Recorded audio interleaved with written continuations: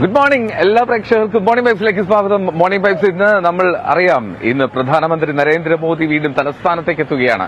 തലസ്ഥാനത്ത് നിർണായകമായ രാഷ്ട്രീയ നീക്കങ്ങൾക്ക് സാധ്യതയുള്ള ഒരു ദിനമായി ഇന്ന് മാറുമ്പോൾ പ്രധാനമന്ത്രിയുടെ സന്ദർശനം, അത് എന്തൊക്കെ രാഷ്ട്രീയ പ്രഖ്യാപനങ്ങൾ ഉണ്ടാകും, എന്തൊക്കെ നിർണായക നീക്കങ്ങളുണ്ടാകും, ഒരുപാട് ചോദ്യങ്ങളുണ്ട്, ഒരുപാട് കാര്യങ്ങളുണ്ട്. അങ്ങനെ മോർണിംഗ് വൈബ്സ് ഇന്ന് ആരംഭിക്കുന്നത് ഈ തിരുവനന്തപുരത്തെ സെൻട്രൽ സ്റ്റേഡിയത്തിന് മുന്നിലാണ്. എവിടെയാണ് പ്രധാനമന്ത്രി ഇന്ന് എത്തുന്നത്, എന്തായാലും ഇതിന്റെ കൂടുതൽ വിശദാംശങ്ങൾ വി വിനോദ് ചേരും. Vinod, good morning.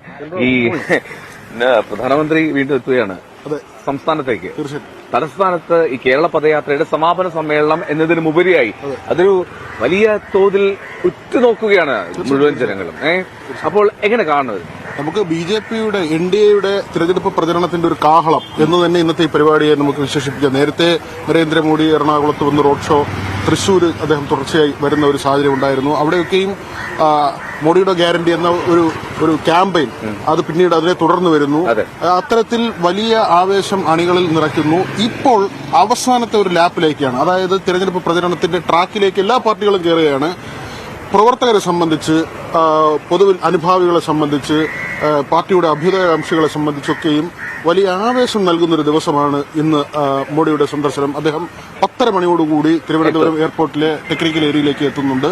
അതിനുശേഷം VSSCയിലെ പരിപാടിയിലാണ് പങ്കെടുക്കുന്ന. ഗഗൻയാൻ യാത്രയുമായി ബന്ധപ്പെട്ട പ്രഖ്യാപനം, മറ്റ് ചില പദ്ധതികളുടെ പ്രഖ്യാപനം അവിടെ ഉണ്ടാകുമെന്ന് നമ്മൾ കരുതുന്നുണ്ട്. അതിനുശേഷം അദ്ദേഹം അവിടെ നിന്ന് ഇവിടേക്ക് വരികയാണ്. ഒരുപക്ഷെ ഗഗൻയാൻ യാത്ര, അതുമായി ബന്ധപ്പെട്ട കൂടുതൽ പ്രഖ്യാപനങ്ങൾ കൂടി, അതിലെ ആളുകൾ ആരൊക്കെയാണ് എന്നത് അടക്കമുള്ള കാര്യങ്ങളുടെ പ്രഖ്യാപനം കൂടി ഉണ്ടാകും. അതിനുശേഷമാണ് അദ്ദേഹം ഈ പൊതുസമ്മേളന സ്ഥലത്തേക്ക് വരുന്നത്. വിപുലമായ തയ്യാറെടുപ്പുകളാണ് പാർട്ടി ഇതിനകം തന്നെ, പ്രത്യേകിച്ച് സ്ഥാനാർത്ഥി പ്രഖ്യാപനം ഉൾപ്പെടെയുള്ളത്. നമുക്കിപ്പം ഗിരി ശ്രീ നമ്മുടെ നഗരസഭയുടെ BJPയുടെ കൌൺസിലറാണ്. ഒരുക്കങ്ങളെല്ലാം പൂർത്തിയായി. ഇന്ന് ലോകാരാധ്യനായിട്ടുള്ള നരേന്ദ്രമോദിയെ തിരുവനന്തപുരത്തെ മുഴുവൻ ജനങ്ങളും ചേർന്ന് സ്വീകരിക്കുകയാണ്. അദ്ദേഹം നമ്മളെ കാണാൻ വേണ്ടി എത്തുകയാണ്. അതിന്റെ എല്ലാം ഒരു നല്ല ആഹ്ലാദത്തിലും അതിന്റെ സന്തോഷത്തിലുമാണ് പാർട്ടി പ്രവർത്തകരായിട്ടുള്ള നമുക്ക്.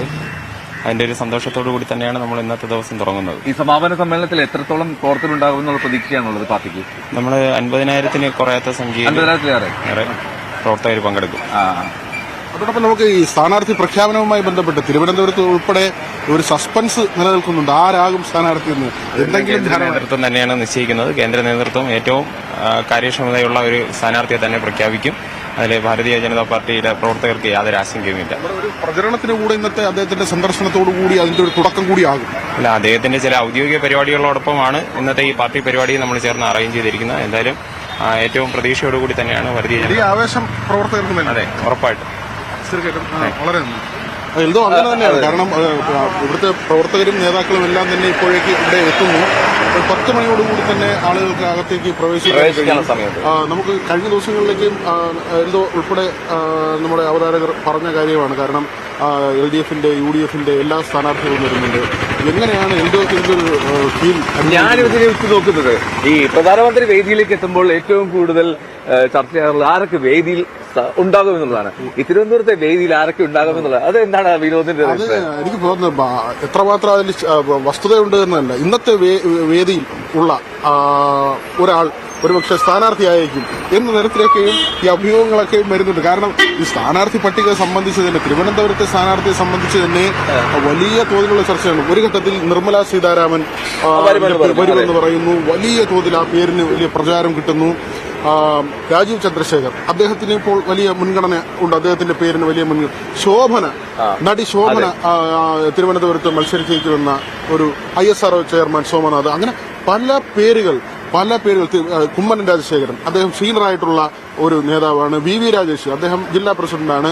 അങ്ങനെ രാഷ്ട്രീയത്തിനകത്തും പുറത്തും നിന്നുള്ള ആളുകളുടെ പേരുകൾ വലിയ തോതിൽ ചർച്ച ചെയ്യപ്പെട്ടു പോകുന്നുണ്ട്. കേന്ദ്രം നൽകിയിട്ടുള്ള ഒരു നിർദ്ദേശം, തിരുവനന്തപുരത്തെ സ്ഥാനാർത്ഥിയെക്കുറിച്ച് സംസ്ഥാന ഘടകം ചർച്ച ചെയ്യേണ്ട, അത് കേന്ദ്രം തീരുമാനിച്ചുള്ള, പ്രത്യേകിച്ച് BJPക്ക് അത്രമാത്രം പ്രതീക്ഷയുള്ള ഒരു മണ്ഡലം കൂടിയാണല്ലോ. അതെ, A+ മണ്ഡലമാണ്. തൃശ്ശൂരൊക്കെ നമുക്കറിയാം. തൃശ്ശൂര് സുരേഷ് ഗോപി അദ്ദേഹത്തിന്റെ പ്രചരണം, കാരണം സുരേന്ദ്രൻ തന്നെ പറയുന്നു, മുരളീധരൻ പറയുന്നു, മോഡി തന്നെ അദ്ദേഹത്തിനോട് അവിടെ കേന്ദ്രീകരിച്ച് പ്രവർത്തിക്കാൻ പറയുകയും ഇപ്പോൾ അദ്ദേഹം അതിന്റെ പ്രവർത്തനവുമായി മുന്നോട്ട് പോവുകയാണ്. അവിടെയും ചിത്രം തെളിഞ്ഞിട്ടുണ്ട്. പ്രധാനമാണ് നിലവിലെ UDFന്റെ, അദ്ദേഹത്തിന് 93,000-ഓളം വോട്ടിന്റെ ഭൂരിപക്ഷം നിലനിൽക്കുന്ന ഒരു മണ്ഡലമാണ്.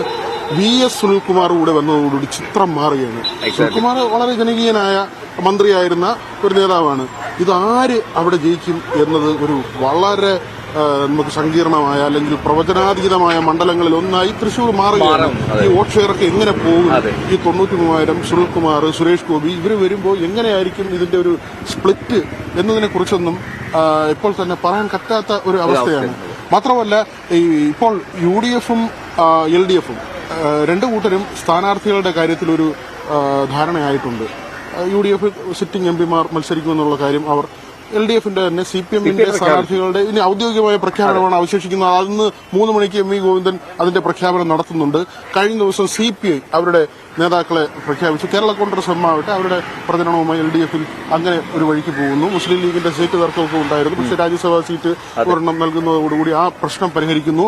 മാത്രവുമല്ല UDFന്റെ സമരാഗ്നി യാത്ര ഇന്ന് വരികയാണ്. കോൺഗ്രസ് നയിക്കുന്നു. അത് നേരെ സുധാകരനും സതീശനും ഇന്ന് തിരുവനന്തപുരം ജില്ലയിൽ പ്രവേശിക്കുകയാണ്. സ്വാഭാവികമായിട്ടും അതിന്റെ ഒരു അനുരണനം അവരുടെ പ്രവർത്തകരിൽ അത് ഉണ്ടാക്കുന്ന ഒരു ആവേശം അങ്ങനെ ആകെ കൂടി തിരുവനന്തപുരത്ത് തന്നെ ഇന്ന് മോർണിംഗ് വൈബ്സ് എന്ന് പറയും പോലെ വളരെ വൈബ്രന്റ് ആയിട്ടുള്ള ഒരു ദിവസമായിട്ട് നമുക്ക് മാറുകയാണ്. കാരണം UDFന്റെ നേതാക്കൾ, കോൺഗ്രസിന്റെ പ്രധാനപ്പെട്ട നേതാക്കൾ നയിക്കുന്ന യാത്ര ഇവിടെ വരുന്നു. നരേന്ദ്രമോദിയുടെ സന്ദർശനം, CPMന്റെ സ്ഥാനാർത്ഥി പ്രഖ്യാപനം, അങ്ങനെ വളരെ രാഷ്ട്രീയ ദിനം എന്ന് നമുക്ക് ബിഗ് പൊളിറ്റിക്കൽ ഡേ ആണെന്ന് ഉറപ്പാണ്. വിനോദ് പങ്കുവച്ചതുപോലെ ഒരു ബിഗ് പൊളിറ്റിക്കൽ ഡേയിൽ നമ്മൾ എന്തൊക്കെ പ്രതീക്ഷിക്കണം ഇന്ന് തലസ്ഥാനത്ത് ഉറ്റുനോക്കണം. ഈ ദിവസത്തെ മുഴുവനും ആകാംക്ഷയോടുകൂടി. കാരണം ഇനിയുള്ള ദിവസങ്ങൾ ചർച്ച ചെയ്യാൻ പോകുന്നതും രാഷ്ട്രീയ നീക്കങ്ങൾക്കൊക്കെ തുടക്കമിടാൻ പോകുന്ന ഒരു ദിനമായിരിക്കും ഇന്ന് ഉറപ്പായിട്ട്. എന്നാലും മോർണിംഗ് വൈബ്സ് ഞാൻ അതിവേഗത്തിൽ ചില വാർത്തകളിലേക്ക് പോവുകയാണ്. അതിവേഗത്തിലെ വാർത്തകളുമായി സ്റ്റുഡിയോയിൽ നിന്ന് ആര്യ ചേരുന്നു. Arya, good morning. ഞങ്ങളുടെ നാളും തിരുവനന്തപുരത്ത് സെൻട്രൽ സ്റ്റേഡിയത്തിന് സമീപം പ്രധാനമന്ത്രി പങ്കെടുക്കുന്ന വേദിക്ക് അരികിലാണുള്ളത്. ഇന്ന് അറിയാമല്ലോ, വാർത്തയിലും പ്രധാനമായും പൊളിറ്റിക്കൽ വാർത്ത തന്നെയായിരിക്കും. എങ്കിൽ പോലും ഏതൊക്കെ വാർത്തകളാണ് അതിവേഗത്തിൽ ആര്യ പങ്കുവെക്കാൻ പോകുന്നത്? രാഷ്ട്രീയ വാർത്തകൾക്ക് പുറമെ മറ്റ് അനവധി വാർത്തകളുണ്ട്. മൂന്നാറിൽ കാട്ടാനയുടെ ആക്രമണത്തിൽ ഒരാൾ കൊല്ലപ്പെട്ട വാർത്ത കൂടിയുണ്ട്. എൽദോ, വേഗം പരിശോധിക്കാം ഈ മണിക്കൂറിലെ പ്രധാന വാർത്തകൾ അതിവേഗം.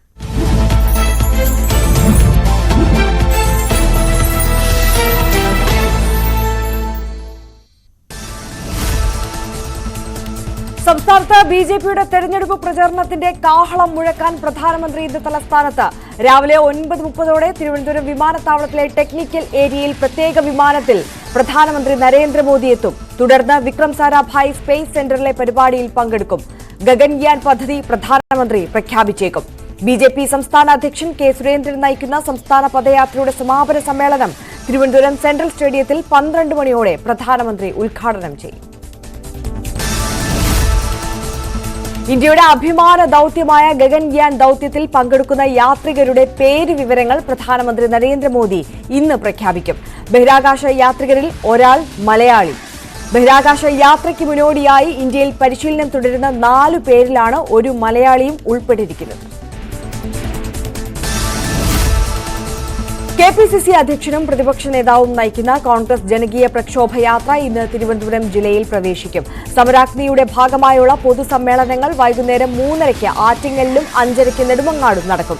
29-നാണ് പ്രക്ഷോഭയാത്രയുടെ സമാപനം. സമാപന സമ്മേളനം തെലങ്കാന മുഖ്യമന്ത്രി രേവന്ത് റെഡ്ഡി ഉദ്ഘാടനം ചെയ്യും. ലോക്സഭാ തെരഞ്ഞെടുപ്പിനുള്ള CPM സ്ഥാനാർത്ഥികളെ ഇന്ന് പ്രഖ്യാപിക്കും. പാർലമെന്റ് മണ്ഡലം കമ്മിറ്റികളുടെയും സംസ്ഥാന കമ്മിറ്റികളുടെയും കേന്ദ്ര കമ്മിറ്റിയുടെയും അംഗീകാരത്തിന് പിന്നാലെയാണ് സ്ഥാനാർത്ഥി പ്രഖ്യാപനം. CPM സ്ഥാനാർത്ഥി പട്ടികയിൽ മുൻനിര നേതാക്കൾ തന്നെ ഇടം പിടിക്കും. ഒരു പോളിറ്റ് ബ്യൂറോ അംഗം, 4 കേന്ദ്ര കമ്മിറ്റി അംഗങ്ങൾ, ഒരു മന്ത്രി, ഒരു രാജ്യസഭാ MP, 3 MLA മാർ, 3 ജില്ലാ സെക്രട്ടറിമാർ എന്നിവരാണ് പോരാട്ടത്തിനിറങ്ങുന്നത്. ലോക്സഭാ തെരഞ്ഞെടുപ്പിൽ ലീഗ് സ്ഥാനാർത്ഥികളുടെ പ്രഖ്യാപനം നാളത്തേക്ക് മാറ്റി. ഇന്ന് നടത്താൻ നിശ്ചയിച്ച മുസ്ലിം ലീഗിന്റെ നേതൃയോഗവും മാറ്റിവെച്ചു. നേതൃസമിതി യോഗം നാളെ ചേരും. സ്ഥാനാർത്ഥി ചർച്ചയിൽ വ്യക്തത വരുത്താനാണ് യോഗം നീട്ടിയതെന്നാണ് വിവരം. അതേസമയം UDFുമായുള്ള സീറ്റ് ചർച്ചയിലെ തീരുമാനങ്ങൾ കോൺഗ്രസ് നേതാക്കൾ ഇന്നറിയിക്കും. രാജ്യസഭാ തെരഞ്ഞെടുപ്പ് ഇന്ന് ഒഴിവ് വന്ന 55 സീറ്റിലേക്കാണ് തെരഞ്ഞെടുപ്പ് നടക്കുക. അതേസമയം രാജ്യസഭാ തെരഞ്ഞെടുപ്പ് നടക്കാനിരിക്കെ കർണാടകയിലെ കോൺഗ്രസ് MLA മാരെ പഞ്ചനക്ഷത്ര ഹോട്ടലിലേക്ക് മാറ്റി. നാഗവരയിലെ ഹോട്ടലിലേക്കാണ് കോൺഗ്രസ് MLA മാരെ മാറ്റിയത്. ക്രോസ് വോട്ടിംഗ് ഒഴിവാക്കാനുള്ള മുൻകരുതലിന്റെ ഭാഗമായാണ് ഹൈക്കമാൻഡ് നീക്കം. മൂന്നാറിൽ കാട്ടാന ആക്രമണത്തിൽ ഒരാൾ കൊല്ലപ്പെട്ടു. കന്നിമല എസ്റ്റേറ്റ് സ്വദേശിയായ ഓട്ടോ ഡ്രൈവർ മണിയാണ് കൊല്ലപ്പെട്ടത്. ഓട്ടോറിക്ഷയിൽ സഞ്ചരിക്കുന്നതിനിടെയായിരുന്നു ആക്രമണം. ആക്രമണത്തിൽ 2 പേർക്ക് പരിക്കേറ്റു. ആക്രമണത്തിൽ പ്രതിഷേധിച്ച് മൂന്നാറിൽ LDF ഹർത്താൽ ആചരിക്കുകയാണ്. UDFന്റെ നേതൃത്വത്തിൽ പ്രതിഷേധം സംഘടിപ്പിക്കും. പുലിയിറങ്ങിയ കോഴിക്കോട് കോടഞ്ചേരിയിൽ വനം വകുപ്പ് കൂട് സ്ഥാപിച്ചു. കണ്ടം പഞ്ചാൽ ജലവൈദ്യുത പദ്ധതിക്ക് സമീപത്തായാണ് കൂട് സ്ഥാപിച്ചത്. ഇന്നലെ രാവിലെ സ്ഥലത്തെത്തിയ DFOയെ ജനപ്രതിനിധികളുടെ നേതൃത്വത്തിൽ തടഞ്ഞുവെച്ച് പ്രതിഷേധിച്ചിരുന്നു. ഇതിന് പിന്നാലെയാണ് നടപടികൾ പൂർത്തിയാക്കി കൂട് സ്ഥാപിച്ചത്. ശബരിമല മേൽശാന്തി നിയമനത്തിൽ മലയാളി ബ്രാഹ്മണർ അല്ലാത്തവരെയും പരിഗണിക്കണമെന്ന ഹർജിയിൽ ഹൈക്കോടതി ഇന്ന് വിധി പറയും. Justice Anil K. നരേന്ദ്രൻ അധ്യക്ഷനായ ഡിവിഷൻ ബെഞ്ചാണ് വിധി പറയുക. മേൽശാന്തിയായി മലയാളി ബ്രാഹ്മണർ മാത്രം മതിയെന്നാണ് വ്യവസ്ഥ. ദേവസ്വം ബോർഡിന്റെ വ്യവസ്ഥ വിവേചനമെന്നാണ് ഹർജിക്കാരുടെ വാദം. Sijith TL, Vijeesh PR, CV Vishnunarayanan തുടങ്ങി അവർണ വിഭാഗങ്ങളിൽ നിന്നുള്ള ശാന്തിക്കാരാണ് ഹർജി നൽകിയിരിക്കുന്നത്.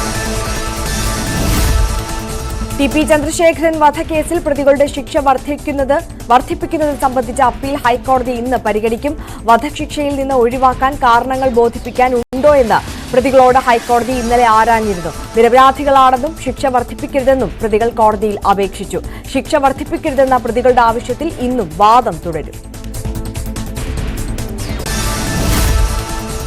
ജോർദാൻ സ്വദേശിയായ തൊഴിലുടമ നൽകിയ കേസിൽ മലയാളി യുവാവ് കുറ്റക്കാരനല്ലെന്ന് ദുബായ് ക്രിമിനൽ കോടതിയുടെ ഉത്തരവ്. കണ്ണൂർ കണ്ണാടിപ്പറമ്പ് മാലോട്ട് സ്വദേശി ദിനിൽ ദിനേശിനാണ് ആശ്വാസവിധി. കണ്ണൂർ സ്വദേശിയെ UAE-യിൽ നിന്ന് നാടുകടത്തില്ല. 3 മാസം ജയിൽവാസം അനുഭവിക്കേണ്ടെന്നും 33 ലക്ഷം രൂപ നഷ്ടപരിഹാരം കൊടുക്കേണ്ടതില്ലെന്നുമാണ് കോടതി വിധി. മുൻ ജീവനക്കാരൻ ചെയ്ത വഞ്ചനാ കുറ്റത്തിന് കൂട്ടുനിന്നെന്ന് ആരോപിച്ച് ദുബായിലെ പ്രമുഖ ഓട്ടോമേഷൻ കമ്പനി നൽകിയ കേസിലാണ് ഇയാളെ പ്രതിയാക്കിയത്. യാബ് ലീഗൽ സർവീസസ് CEO സലാം പാപ്പിനിശ്ശേരിയാണ് വിഷയത്തിൽ ഇടപെട്ടത്.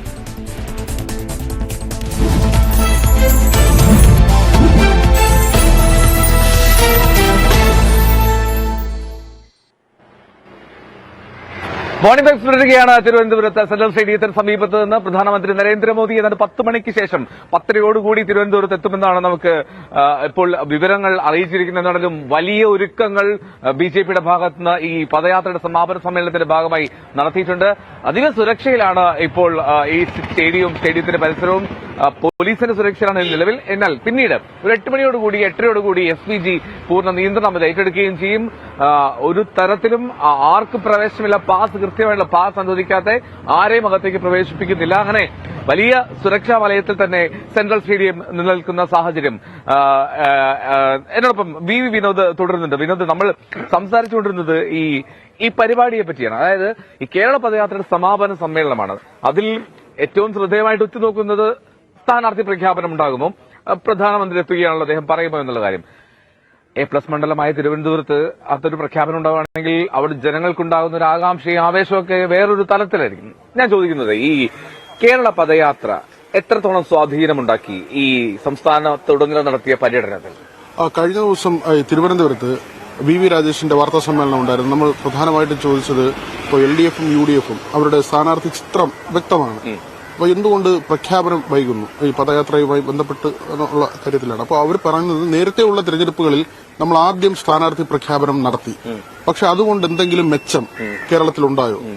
അതുകൊണ്ട് ഇത്തവണ ഏറ്റവും ജയസാധ്യതയുള്ള ആളുകളെ കൃത്യമായി കേന്ദ്രത്തിന്റെ കൂടി നിർദ്ദേശത്തോടുകൂടി RSSന്റെ ഒക്കെയും അഭിപ്രായം ആരാഞ്ഞുകൊണ്ട് പ്രഖ്യാപിക്കാനുള്ള ഒരു സംവിധാനമാണ്. അവിടെയാണ് അവർ ചോദിക്കുന്നത്, നമ്മുടെ സംഘടനാ സംവിധാനത്തിൽ അല്ലെങ്കിൽ സംഘടനയുടെ പ്രവർത്തനത്തിൽ BJPയുടെ ജില്ലാ തലങ്ങളിലുള്ള പ്രവർത്തനത്തിൽ എന്തെങ്കിലും പോരായ്മ ആർക്കെങ്കിലും ചൂണ്ടിക്കാട്ടാൻ കഴിയുമോ എന്നാണ് നേതൃത്വം ചോദിക്കുന്നത്. പ്രധാനമായും സ്വാഭാവികമായും ശരിയാണ്. കാരണം തിരഞ്ഞെടുപ്പിന് മുൻപ് തന്നെ അവരുടെ പ്രവർത്തനങ്ങൾ, താഴെത്തട്ടിലെ പ്രവർത്തനങ്ങൾ കൃത്യമായി നടന്നിരുന്നു. അതിന്റെ ഒരു ആത്മവിശ്വാസമാണ് അവർ പ്രകടിപ്പിക്കുന്നത്.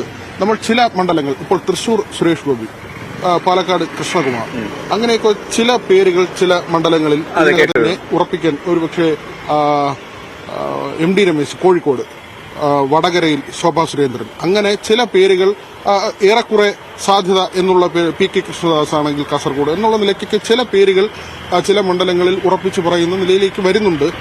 പക്ഷെ ഒരു ഔദ്യോഗിക പ്രഖ്യാപനത്തിലേക്ക് വന്നിട്ടില്ല. നമ്മൾ അതിൽ മനസ്സിലാക്കുന്നത് കേന്ദ്രം 3 സർവേ ഇതിനകം നടത്തിയിട്ടുണ്ട്. അതിന് പുറമെയാണ് ഈ RSSന്റെയും പാർട്ടി സംസ്ഥാന ഘടകത്തിന്റെയൊക്കെ അഭിപ്രായം ആരാഞ്ഞുകൊണ്ടുള്ള ഒരു പ്രഖ്യാപനത്തിലേക്ക് പോകുമെന്ന് കരുതുന്നത്. അതായത് ഏറ്റവും മികച്ച ഒരു സ്ഥാനാർത്ഥിയെ തന്നെ പരിഗണിക്കണമെന്നുള്ള ചിന്തയില്ല, അല്ലെങ്കിൽ ഏത് വിധേനയും ഒരു സീറ്റ് ഇത്തവണ സ്വന്തമാക്കണം എന്നുള്ളൊരു നിശ്ചയദാർഢ്യത്തിലാണ് BJPയുടെ ഒരു പ്രവർത്തനം. അപ്പോൾ ഞാൻ ചോദിക്കട്ടെ, ഇപ്പോൾ നമ്മൾ ആദ്യം നിർമ്മലാ സീതാരാമന്റെ പേര് തിരുവനന്തപുരത്ത് വന്നു, പിന്നീട് രാജീവ് ചന്ദ്രശേഖരന്റെ പേര് വന്നു. ഞാൻ അതിലുമുപരിയായിട്ടൊരു സസ്പെൻസ് സാധ്യതയുണ്ടോ എന്നുള്ളതാണ്. ഒരുപക്ഷെ നേരത്തെ ഈ പറഞ്ഞതുപോലെ തന്നെ രാജീവ് ചന്ദ്രശേഖർ അല്ലെങ്കിൽ നിർമ്മലാ സീതാരാമൻ, ഒരുപക്ഷെ ISROയുടെ ചെയർമാൻ അല്ലെങ്കിൽ നമ്പിനാരായണന്റെ പേര് ഒരു സമയത്ത് വന്നിരുന്നു.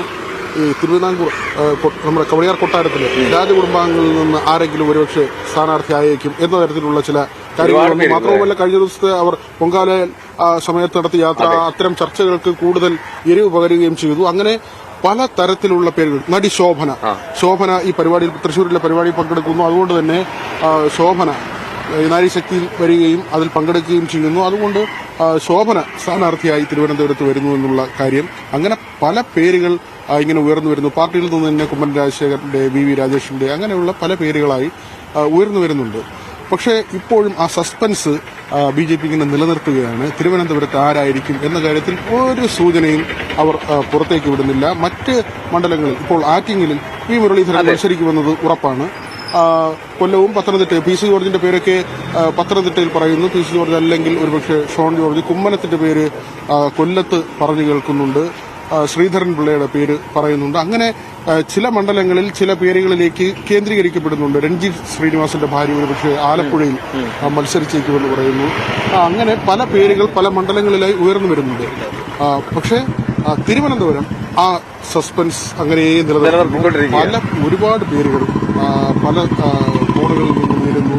ഇത് പാർട്ടിക്ക് തള്ളാനോ കൊള്ളാനോ ഒന്നും പാർട്ടി തയ്യാറല്ല. നമ്മൾ കഴിഞ്ഞ ദിവസം ചോദിച്ചു, ജില്ലാ ഘടകം തിരുവനന്തപുരത്ത് നിന്ന് നൽകിയ പട്ടികയുണ്ടോ, അല്ലെങ്കിൽ ആ പട്ടികയിൽ ആരൊക്കെയാണ് ഉൾപ്പെട്ടിട്ടുള്ളത്. അപ്പോൾ VV രാജേഷ് പറയുന്നു അങ്ങനെ ഒരു കാര്യം നമുക്ക് പറയാൻ കഴിയില്ല, അത് പാർട്ടിയുടെ ഒരു ആഭ്യന്തര കാര്യമാണ്.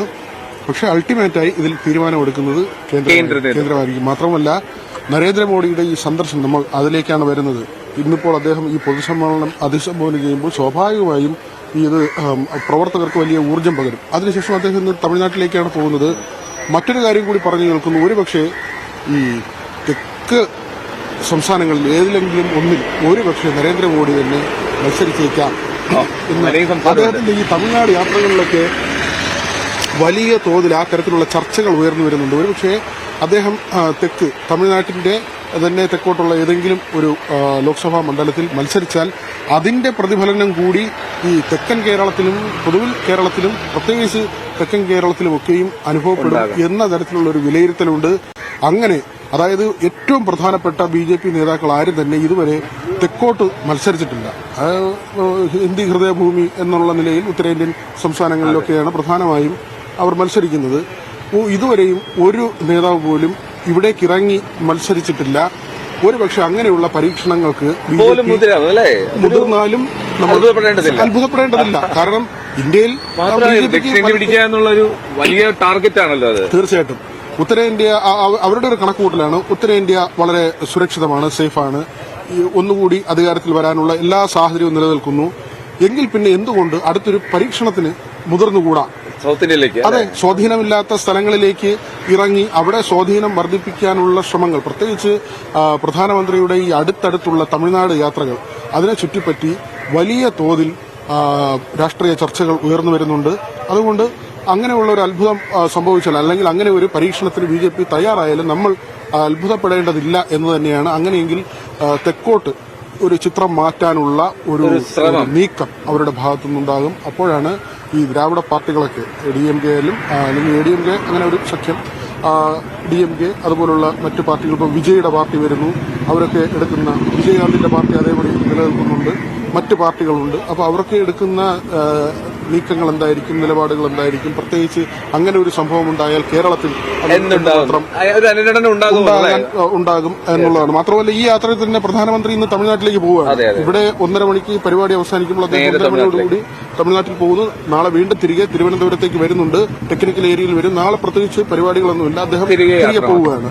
ഏതായിരുന്നാലും ഈ തിരുവനന്തപുരത്ത് പോരാട്ടം അതിന് വലിയ ആവേശം പകരുന്ന പ്രത്യേകിച്ച് കേരളത്തിൽ മാത്രവുമല്ല വളരെ സവിശേഷമായി തിരുവനന്തപുരത്ത് വലിയ ആവേശം നിറയ്ക്കുന്നതായിരിക്കും പ്രധാനമന്ത്രിയുടെ കടന്നുവരവ് എന്നത് വ്യക്തമാണ്. Okay, right. ഞാൻ എന്തായാലും മനു ഭരത്തിലേക്ക് കൂടി പോകുന്നു. അവിടെ പൊളിറ്റിക്കൽ ഡെസ്കിൽ നിന്ന് മനു ഭരത് കൂടി ചേർന്നു. മനു, ഇപ്പോൾ വി വിനോദ് സൂചിപ്പിച്ച ഒരു കാര്യം, ഈ ദക്ഷിണേന്ത്യയിലേക്കുള്ള ഒരു മത്സര സാധ്യത പോലും ഒരുപക്ഷെ തള്ളിക്കളയാൻ കഴിയില്ല. ഒരുപക്ഷെ അത്ഭുതപ്പെടുത്തിക്കൊണ്ട് അത്തരത്തിലൊരു പ്രഖ്യാപനം വന്നാൽ പോലും നെറ്റി ചുളിക്കേണ്ട സാഹചര്യമില്ല നിലവിലത്തെ സാഹചര്യത്തിൽ. അപ്പോൾ ഈ പ്രധാനമന്ത്രിയുടെ തുടർച്ചയായിട്ടുള്ള ദക്ഷിണേന്ത്യ സംസ്ഥാനങ്ങളിലേക്കുള്ള സന്ദർശനം, ഇതിനെയൊക്കെ എങ്ങനെ നോക്കിക്കാണണം? ഇപ്പോൾ കേരളത്തിൽ തന്നെ തുടർച്ചയായി തൃശ്ശൂരിൽ വരുന്നു. ഇന്നിപ്പോൾ സമാപന സമ്മേളനത്തിൽ, പദയാത്രയുടെ സമാപന സമ്മേളനത്തിൽ അദ്ദേഹം പങ്കെടുക്കുന്നു. ഒരു വലിയ സ്ഥാനാർത്ഥി പ്രഖ്യാപനം, അതിൽ ഏറ്റവും അൾട്ടിമേറ്റ് ഇവന്റ് ആക്കി മാറ്റാനുള്ള ഒരു BJPയുടെ ശ്രമം. എന്തായിരിക്കണം പ്രതീക്ഷിക്കേണ്ടത് അദ്ദേഹത്തിന്റെ വാക്കുകളിൽ നിന്ന് ഇന്നത്തെ ഈ സെൻട്രൽ സ്റ്റേഡിയത്തിലെ വേദിയിൽ? എൽദോ, പ്രധാനമന്ത്രി ഇത്തവണ ഒരു മണ്ഡലത്തിൽ മത്സരിക്കുക എന്ന നിലപാടാണ് ഉണ്ടാകുക എന്നാണ് BJP കേന്ദ്രങ്ങളിൽ നിന്ന് ലഭിക്കുന്ന വിവരം. വാരണാസിയിൽ തന്നെ അദ്ദേഹത്തിന് പൂർണ്ണമായ വിജയസാധ്യതയുള്ള സാഹചര്യത്തിൽ അവിടെ മാത്രം മത്സരിക്കുക എന്നതാണ് നിലപാട് എന്നതാണ് ഇപ്പോഴത്തെ ഒരു തീരുമാനം. ഇത് ഭാവിയിൽ മാറിയേക്കാം അങ്ങനെ. പക്ഷേ പൊതുവെ പ്രമുഖരായ രാജ്നാഥ് സിംഗും ലക്നൌവിൽ നിന്ന് നിതിൻ ഗഡ്കരി നാഗ്പൂരിൽ നിന്നുമൊക്കെ മത്സരിക്കും. അങ്ങനെ വമ്പന്മാരെ കളത്തിലിറക്കിക്കൊണ്ട് തെരഞ്ഞെടുപ്പിൽ BJP വലിയ ഒരു പ്രകടനം കാഴ്ചവെക്കും എന്നതാണ് അവരുടെ ഒരു നിലപാട്. ഏതായാലും ഇന്നത്തെ ഒരു പ്രധാനമന്ത്രി കേരളത്തിലെത്തുമ്പോൾ അതിൽ ആരായിരിക്കും പ്രധാനമന്ത്രിക്കൊപ്പം വേദി പങ്കിടുക, തിരുവനന്തപുരത്തെ സംബന്ധിച്ച് അദ്ദേഹം എന്തെങ്കിലും പറയുമോ? സാധാരണ BJPയുടെ ഒരു സ്ഥാനാർത്ഥി പ്രഖ്യാപനം വരുന്നത് അവരുടെ ഇത് സംബന്ധിച്ച് സമിതി യോഗം ചേരുകയും ഘട്ടം ഘട്ടമായി ലിസ്റ്റായി ഇത് പുറത്തുവിടുകയും ചെയ്യുക എന്നുള്ളതാണ്. ഇപ്പം നമുക്ക് ലഭിക്കുന്ന ഒരു സൂചനകൾ അനുസരിച്ച് 100 പേരുടെ പട്ടിക, ആദ്യത്തെ 100 പേരുടെ പട്ടിക, അതിൽ ഭൂരിപക്ഷവും കഴിഞ്ഞ തവണ BJP പരാജയപ്പെട്ട മണ്ഡലങ്ങളുടേതാണ് എന്നാണ് മനസ്സിലാകുന്നത്. ഏതായാലും 100 പേരുടെ ഒരു പട്ടിക വരും ദിവസങ്ങളിൽ തന്നെ ആദ്യഘട്ടത്തിൽ പുറത്തുവിടും എന്നാണ് പറഞ്ഞിട്ടുള്ളത്. അതുകൊണ്ട് പ്രധാനമന്ത്രി ഇവിടെ കേരളത്തിലെ 20 സ്ഥാനാർത്ഥികളുടെയും പേര് വിവരങ്ങൾ പ്രഖ്യാപിക്കാനുള്ള സാധ്യത വളരെ വിരളമാണ്. പക്ഷേ തിരുവനന്തപുരത്തെ സംബന്ധിച്ച് എന്തെങ്കിലും സൂചനകൾ നൽകുമോ എന്ന ചോദ്യം വലിയ തോതിൽ ഉയരുന്നും ഉണ്ട്. എന്നാൽ കഴിഞ്ഞ ദിവസങ്ങളിലൊക്കെയുള്ള പ്രധാനമന്ത്രിയുടെ പ്രസംഗങ്ങൾ നോക്കിക്കഴിഞ്ഞാൽ ഇന്ത്യയിലെ വലിയ വികസന സാധ്യതകളെക്കുറിച്ചും അദ്ദേഹം തുടങ്ങിവെച്ച പദ്ധതികളെക്കുറിച്ചുമാണ് പ്രധാനമന്ത്രി എല്ലായിടത്തും ഊന്നിപ്പറഞ്ഞത്. ഇന്നലെ ആകട്ടെ റെയിൽവേയുടെ ഒരു 2000-ഓളം പദ്ധതികൾക്ക് അദ്ദേഹം പദ്ധതികൾ ഉദ്ഘാടനം ചെയ്തു. അത് 41,000 കോടി രൂപയുടെ പദ്ധതികൾ. ഈ ഘട്ടത്തിൽ പ്രധാനമന്ത്രി പറഞ്ഞൊരു കാര്യം, തൻ്റെ 3ാം മോദി സർക്കാർ ജൂലൈയോടുകൂടി പ്രവർത്തനം ആരംഭിക്കുമെന്നാണ്. ആ തികഞ്ഞ ആത്മവിശ്വാസം അദ്ദേഹം ഇപ്പോഴല്ല, ഇതിനു മുൻപേയും ഇപ്പോൾ കഴിഞ്ഞ ഓഗസ്റ്റ് 15 തൊട്ട് പ്രധാനമന്ത്രി ഈ പ്രഖ്യാപനം അദ്ദേഹത്തിൻ്റെ പല പ്രസംഗങ്ങളിൽ നടത്തുന്നുണ്ട്. ഓഗസ്റ്റ് 15 ചെങ്കോട്ടയിൽ വെച്ച് 3ാം സർക്കാർ എന്നത് മോദി ഗ്യാരണ്ടി എന്ന തരത്തിൽ അദ്ദേഹം പറയുന്നു. അതോടൊപ്പം തന്നെ മണിപ്പൂർ കലാപത്തെ സംബന്ധിച്ചൊക്കെയുള്ള പാർലമെൻറ്റിൽ അവിശ്വാസ പ്രമേയം വരുന്ന ഘട്ടത്തിൽ താൻ 3ാമതും ഇവിടെ മടങ്ങിയെത്തും എന്ന് അദ്ദേഹം പറയുന്നു. പാർലമെന്റ് ചർച്ചകളിൽ അത് ഉന്നയിക്കുന്നു. ഈ തിരുവനന്തപുരം യോഗത്തിലും ഇന്നലെ അദ്ദേഹം ഈ റെയിൽവേ പദ്ധതികളുടെ പശ്ചാത്തല വികസനവുമായി ബന്ധപ്പെട്ട പദ്ധതികളുടെ ഉദ്ഘാടനത്തിൽ ഇത് പറഞ്ഞു. ഈ തിരുവനന്തപുരം യോഗത്തിലും തീർച്ചയായും പ്രധാനമന്ത്രി മുന്നോട്ട് വയ്ക്കുന്നൊരു ഈ ആത്മവിശ്വാസം തന്നെയായിരിക്കും. 3ാമതും മോദി സർക്കാർ വരുന്നു എന്ന ആത്മവിശ്വാസമായിരിക്കും അദ്ദേഹം ആണയിട്ട് പറയുക എന്ന കാര്യത്തിൽ തർക്കമില്ല. പ്രധാനമായും കേരളത്തിൽ പ്രധാനമന്ത്രി പറയാൻ പോകുന്നത് വികസന പദ്ധതികളെക്കുറിച്ചാണ്. അതിൽ ഏറ്റവും സുപ്രധാനമായ ഒന്നാണ് ഈ റെയിൽ വികസനം. കാരണം കേരളത്തെ സംബന്ധിച്ചിടത്തോളം ഒട്ടനവധി വികസന പദ്ധതികൾ റെയിൽവേയുമായി ബന്ധപ്പെട്ട് കേരളത്തിന് ലഭിച്ചിട്ടുണ്ട്. ഈ കാര്യങ്ങൾ അദ്ദേഹം എടുത്തു പറയും. പ്രത്യേകിച്ച് ഈ വന്ദേ ഭാരത് എക്സ്പ്രസിൻ്റെ ഒരു കേരളത്തിൽ അതിൻ്റെ സർവീസിനെ സംബന്ധിച്ചുള്ള വിവരങ്ങൾ, ഒപ്പം തന്നെ മറ്റ് അയോധ്യ പോലുള്ള സ്ഥലങ്ങളിലേക്ക് ട്രെയിൻ ആരംഭിച്ചതിനെ സംബന്ധിച്ചൊക്കെയുള്ള കാര്യങ്ങൾ അദ്ദേഹം എടുത്തു പറയും. വികസിത് ഭാരത് എന്നത് പ്രധാനമന്ത്രി ഒരു വലിയ മുദ്രാവാക്യമായി ഉയർത്തുന്നുണ്ട്.